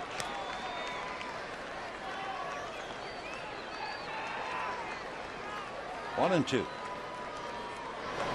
Fastball, whack, foul, and who? Tim Wallach just did get out of the way of that thing. I got half of a wish a few years ago. I kept begging everybody, including the commissioner, to make the coaches wear helmets. And I got that far.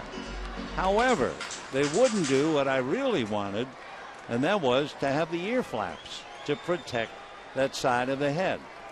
Nope. 1-2.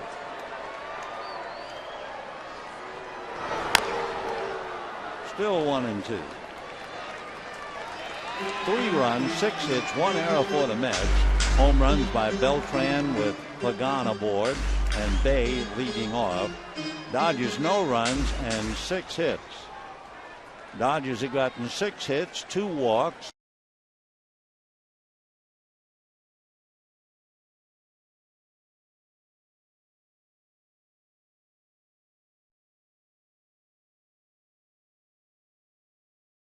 Umpires calling him out. They're not checking first base. So down goes Matt. Dodgers leave Carroll. And at the end of 7, 3-0 New York.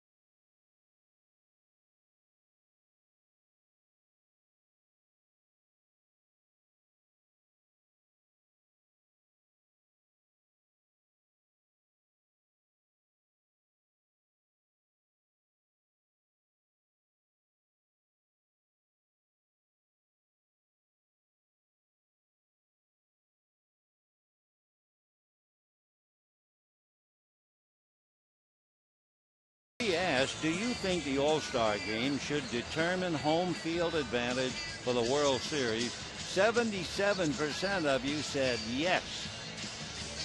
Do you realize what you voted for? Do you realize you are taking an exhibition game and determining the home field advantage for the crown jewel of all of baseball, the World Series? 70. Listen, you want to call in and cancel your vote? No, all right, be stubborn. And we go to the 8th, 3-0 Mets. Carlos Beltran grounded to third, popped up with runners at first and third. That was a huge out in the 3rd inning. But then, with Pagan aboard after being picked off and credited with a stolen base, Loney's throw, remember, inside the bag. Miles tried to reach and get it, couldn't hold on to it. And then Beltran came up and hit a home run. So that play at second base was huge. 1-1. Plate umpire Todd Tishner. People throwing bullets. 1-1.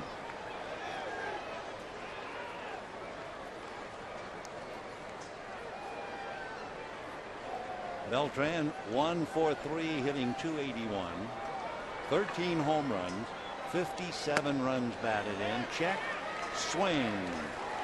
The crew chief, Jerry Davis, umpiring at first.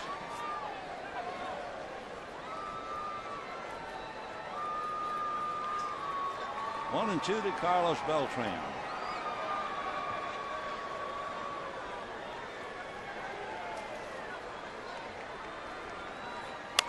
And popped it up. Out Carroll looking for help. Here comes Kemp, and it's going to drop amongst them. So Kemp couldn't get there.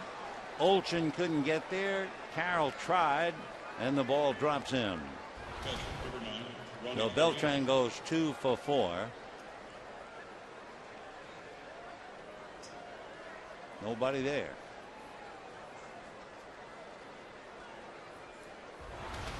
So Beltran with a gift single, and now Ronnie Paulino. And let's wait and see now about Hung-Chi Kuo.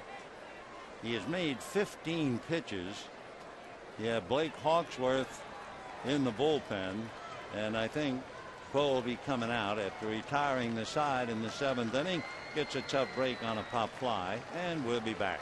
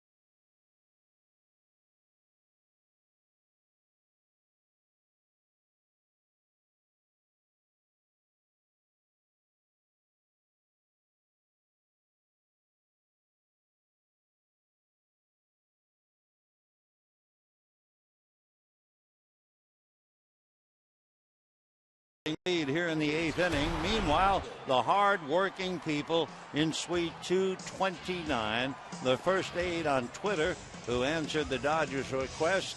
If you will promise to come and vote continuously during the game, you'll have 8 seats in a suite, and they are here and they are voting constantly for Andre Ethier.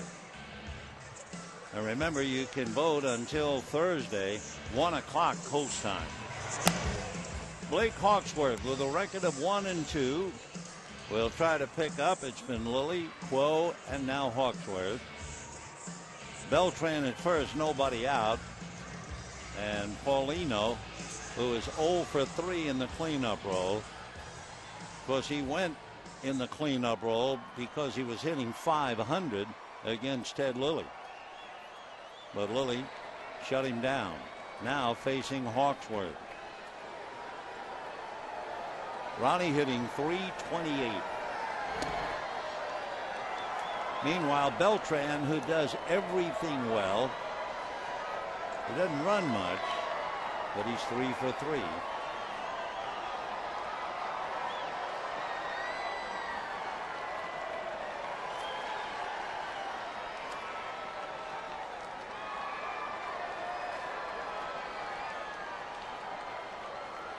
And a shot up the middle. It almost took the mound with it, and Beltran goes to second.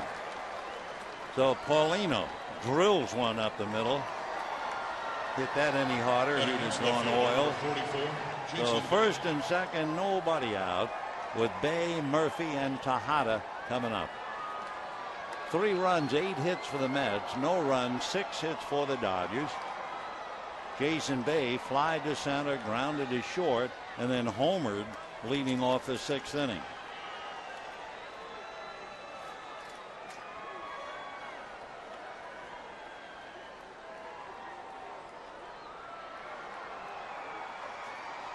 Two on, nobody out. And a strike.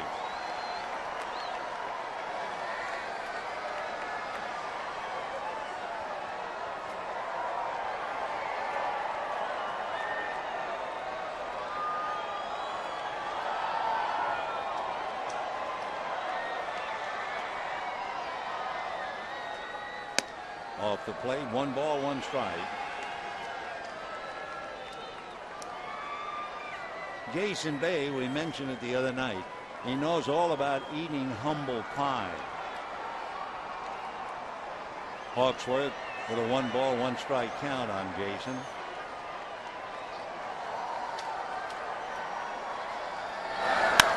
And a drive to right, going back on the ball to the track at the wall, and it's cleared the wall.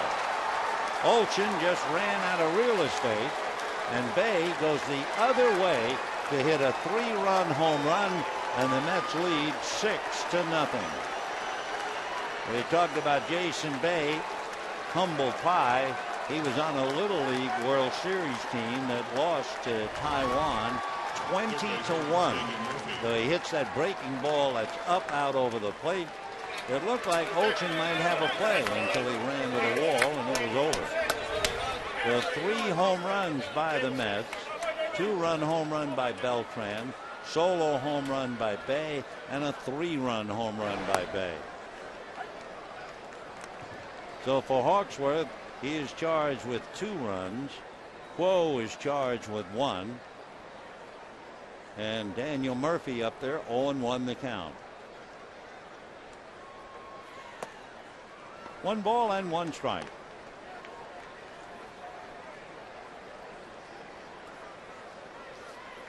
The Mets, with 3 home runs tonight, have hit 55 this year. Dodgers have hit 61. 2 balls and 1 strike. So in the inning, Beltran, a pop fly single into right center. Paulino ripped one up the middle for a base hit, and Bay hits one out over the right field wall.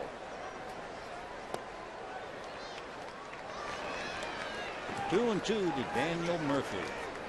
When the Dodgers come up in the bottom of the 8th, they'll have Loney, Uribe, and Olchen.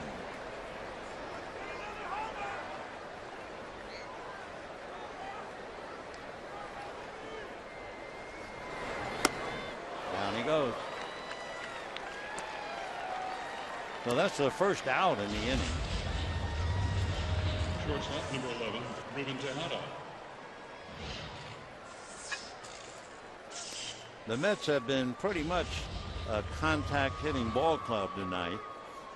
Lilly struck out 3, and now Hawksworth strikes out 1. And for Terry Collins, if he just gets his ball club together, they'll all be laughing. If they ever get David Wright back and a healthy Jose Reyes, they're hoping to make a move, try to catch Philadelphia, which is a tremendous job in itself.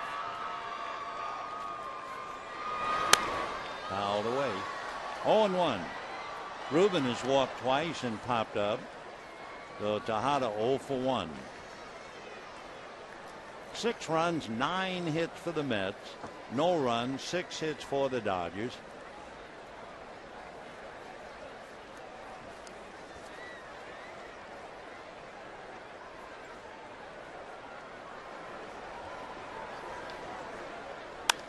And that's it in the air to right. Here comes Olsen. Second out. And the batter will be Lucas Duda. First baseman, number 21, Lucas Duda Duda. is 0 for 3. Hit the ball back to the box. Grounded to first. Popped to short. Hitting .232. When the Dodgers come up in the bottom of the 8th inning, Loney, Uribe, and Olsen. The paid attendance tonight, seeing game 2 of the 4-game series, 32,329. 32,329. Good breaking ball. 1-1.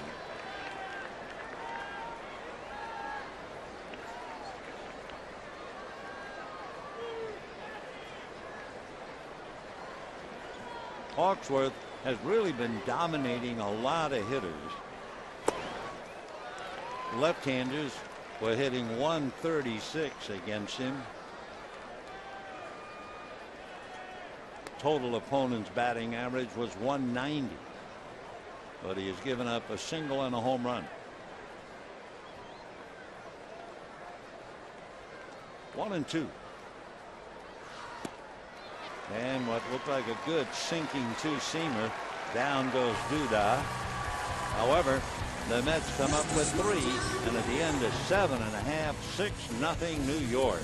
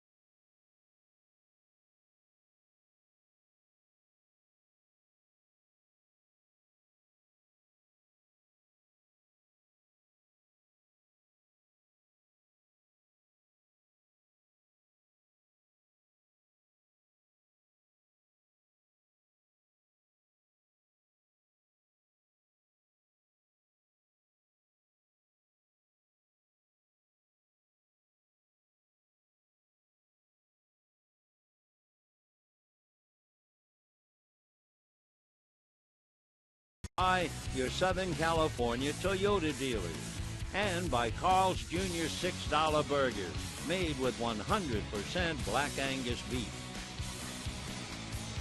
6-0 in favor of the Mets. Bottom of the 8th inning.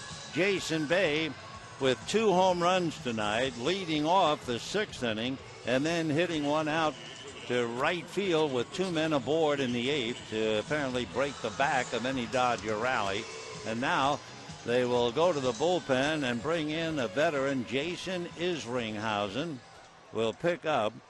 Jason will be 39 in September. He's out of Brighton, Illinois. That's a little town of about 2,000. No stoplights in the town. He moves to Tarpon Springs, Florida. That's near Tampa. And he went to Lewis and Clark Junior College.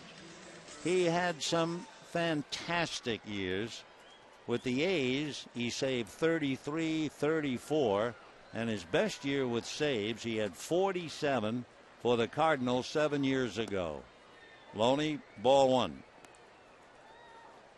Isringhausen, 6'3", about 230. When he was in college, he was mostly an outfielder. He got a bonus of $7,000 to sign for the Mets. That's all. Fastball sliced to the gap in left center field. Pagano's not going to get it. It's backed up by Bay, holding it to a long single. And of course, with the Dodgers down 6-0, Loney was not about to run into an out. Say a reminder, an amazing offer for Andres throwback bobblehead Thursday night. All reserve level tickets $5. Loge and right field pavilion $22 in honor of Clayton Kershaw. Field $27 in honor of Matt Kemp. So visit Dodgers.com/Ethier for more information. Here's your rebate. Fouled away. Uribe had grounded out and doubled, and then came up with a bases loaded in the 5th inning and hit one right on the screws, but right at Angel Pagan. In retrospect, that's as close as the Dodgers have gotten in the game. 1 ball, 1 strike.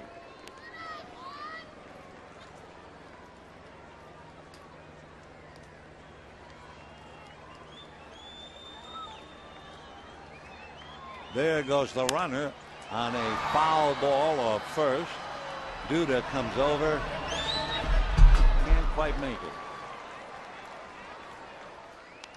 So the Dodgers running Loney down 6-0 in the 8th inning. Loney is 3 for 3 in stolen bases, but they were hoping to get something going, hit and run. So 1-2 the count to Juan Uribe. 2-2. When Isringhausen was in college playing the outfield, before that, in high school, he was basically a center fielder and a catcher and once in a while a pitcher. Ground ball up the middle. The catch by Tejada for the force play. Fine play by Ruben to take a base hit away. So Uribe is unlucky tonight. He has doubled. The hardest hit ball was right at the center fielder, and now he loses a hit on a good play by Tejada. Nice play by 21-year-old Ruben Tejada. With Uribe at first, here's Trent Olgen. Struck out, hit by a pitch, grounded out. It was back in early June when Jason Isringhausen came in to pitch for the Mets, and he picked up a victory. It was his first win in a Mets uniform since June 8th, 1999. Almost 12 years. Every player in each lineup that night, except Isringhausen, has now retired. That includes Ricky Henderson, Robin Ventura, Mike Piazza, and John Franco for the Mets, Carlos Delgado for Toronto. Came up to the big leagues with the Mets in 1995, and he's still pitching. 3-0 the count to Olsen.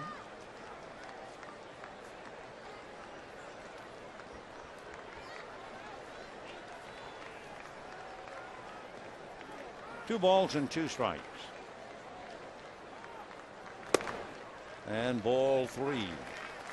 And now ball 4. I don't think I can rely on the scoreboard. They're breaking in a new man out there.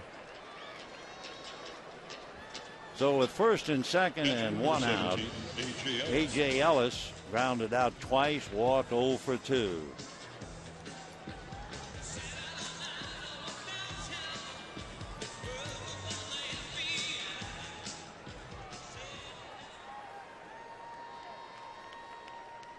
Eugenio Velez is out on deck as a pinch hitter. And that's ball one. Well, let's take a look at Izzy, as they call him. Isringhouse 1-0. He's in his 34th game. 13 walks, 21 strikeouts.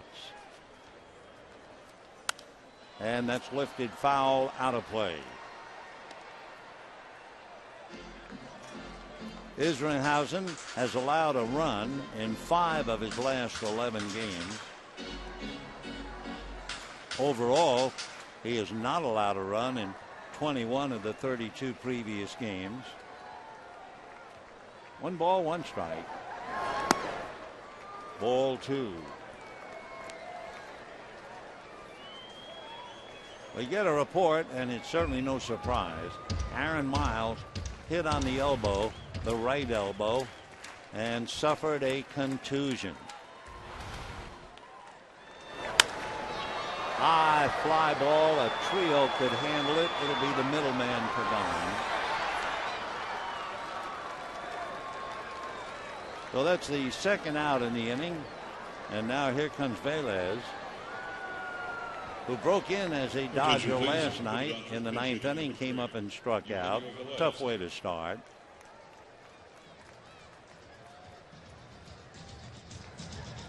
Velez, about 6'1", maybe 160 pounds. Let's put it this way, he could probably wear D. Gordon's uniform. He's from San Pedro de Macorís, switch hitter, 29 years old, was doing very well at Albuquerque. He was hitting .339. And ball 1. Eugenio Velez. You may remember he was signed by the Blue Jays, but came up to the Giants 4 years ago and kept making the trips from Fresno to San Francisco and back again. Fouled away. At Albuquerque, he had 2 home runs, 31 runs batted in, and hit .339. So 1-1 the count.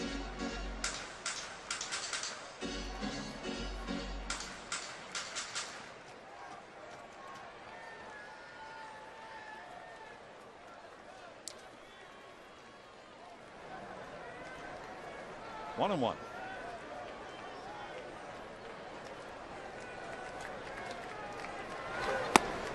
Fastball strike.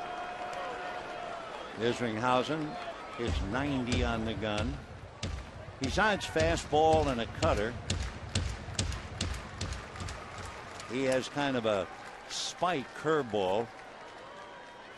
Some people call it a knuckle curve. And the count remains 1-2. Jason has been working hard ever since spring training on his changeup.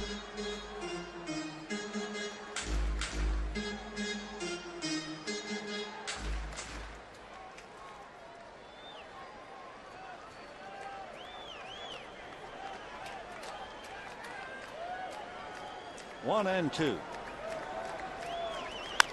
And ground ball to the right side. Justin Turner is there. That'll be it. No runs a hit. The Dodgers leave 2, and at the end of 8, the Mets 6 and the Dodgers nothing.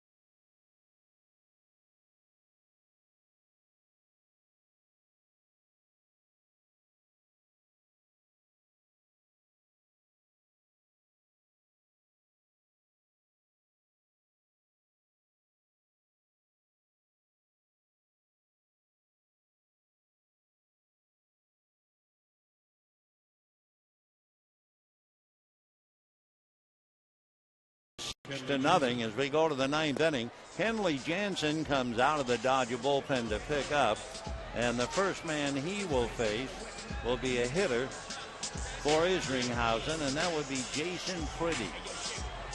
So Kenley Jansen, Lilly started, went 6, Quo went 1.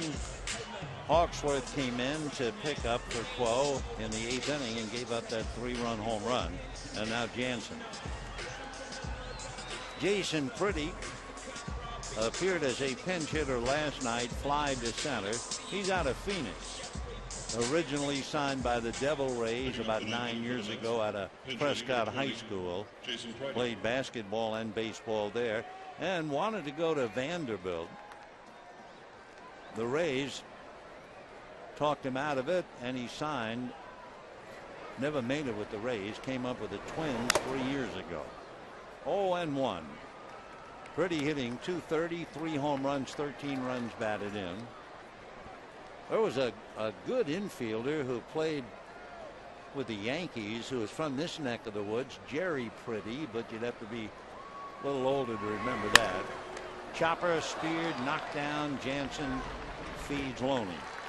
1 away. This Pretty spells it P-R-I-D-I-E. Center fielder number 16, Angel Pagan. So Angel Pagan coming up.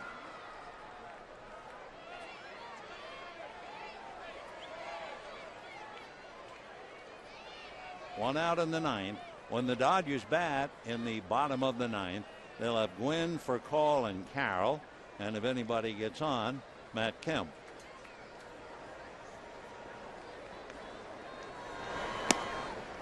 Ball 1.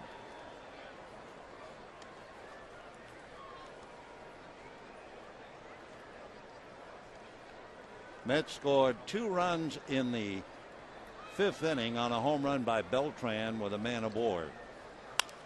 That's a fly ball into right center. Kemp should take that easily. 2 down. Then Bay homered in the 6th inning. That made it 3-0 New York. And then Bay homered with 2 men aboard in the 8th inning, and that made it 6-0.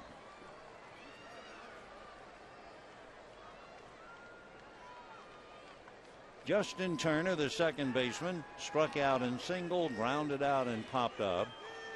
1 for 4.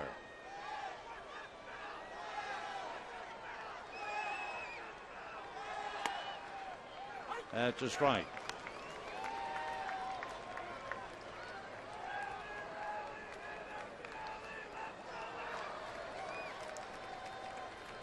No balls, 1 strike. Fastball at 95, but too low. Kenley Jansen in his 26th game. 1 win, 1 loss. Fastball lifted back at first, down the line. A trio of Dodgers. Carroll's the middleman, and it's going to be caught. James Loney able to pick it off. So down go the Mets, 1, 2, 3, and we're heading for the bottom of the ninth. 6-0 New York.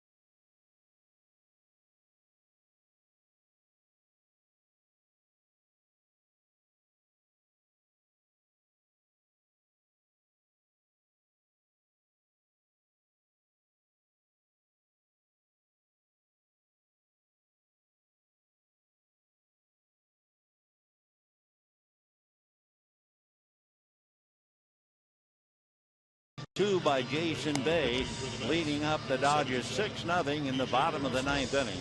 Tony Gwynn, Rafael Percal, and then Jamie Carroll. And if anybody gets on, Matt Kemp. So Jason Bay having a big night. And now DJ Carrasco, a boy out of Safford, Arizona. He has been so effective despite that 0-2 record, and even despite that earned run average. He's had 13 inherited runners this year, and no one has scored. He's also had 20 double play opportunities, and he's gotten 7 double plays. So Carrasco working on Gwynn. Ball 1.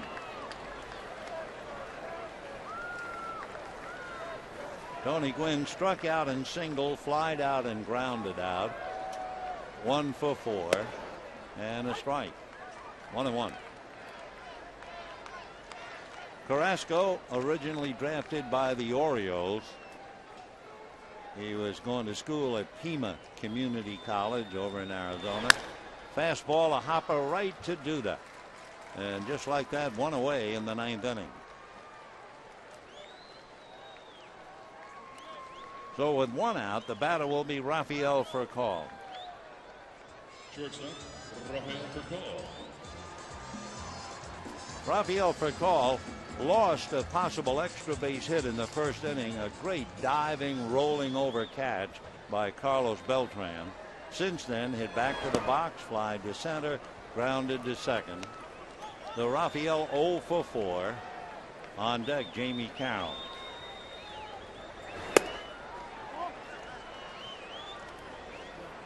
For Carrasco, originally signed by the Orioles, they released him. Then the Cleveland Indians released him. So he signed with the independent Johnstown, Pennsylvania Johnnies as an outfielder. 2-2. Carrasco said, I thought I was a really good hitter. But he played in wooden bat scouting leagues, played in a collegiate summer league with wood bats, did well. But the Pirates had seen him pitch. There's another busted bat and a boot by Duda. That will go as a base hit. Not a bad hop, but a broken bat base hit. Second baseman number 14. And that'll bring up Jamie Carroll.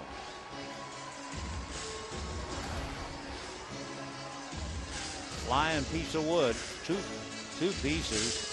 And Duda losing sight of the ball for the moment, and it'll go as a hit.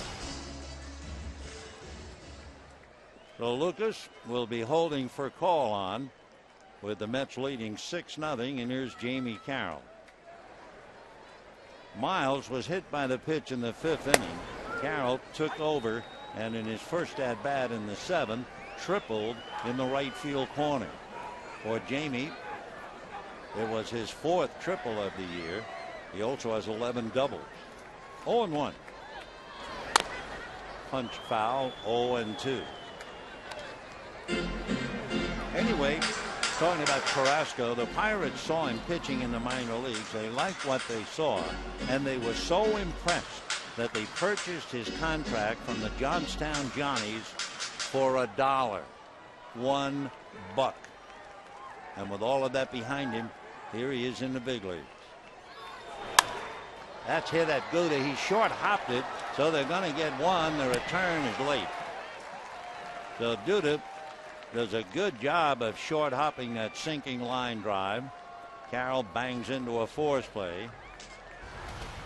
So the ball that got away from Duda that won as a base hit extends the inning and allows Matt Kemp one last at bat. Matt tonight reached on an error, single to center, was thrown out at the plate, singled and stole a base in the 5th, and struck out in the 7th. So Kemp hitting .326. Fastball strike, 0-1.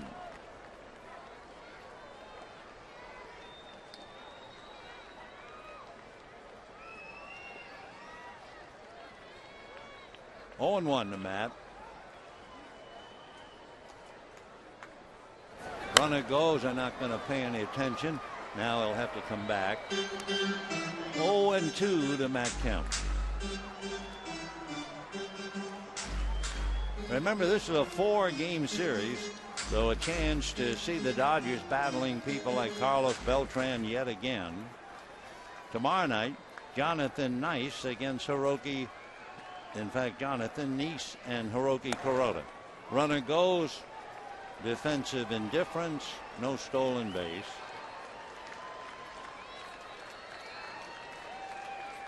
One and two the count. Nice is 7-7. Kuroda 6-9. And then Thursday night, it'll be Dylan G and Clayton Kershaw.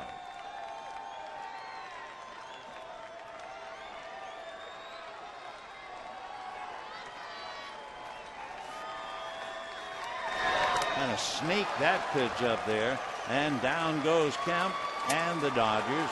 No runs, 1 hit in the 9th inning, a man left. So 6 runs, 9 hits, and an error for the Mets, led by Jason Bay, Angel Pagan, and Carlos Beltran. And the Dodgers, no runs, 8 hits, and no errors. Pelfrey gets the win. Lilly gets the loss. And for the Dodgers, they've been shut out 6 times at home and 9 times this year. And don't forget, tomorrow night will be on prime ticket for Game 3 of the 4-game series. And for that, good night, everybody.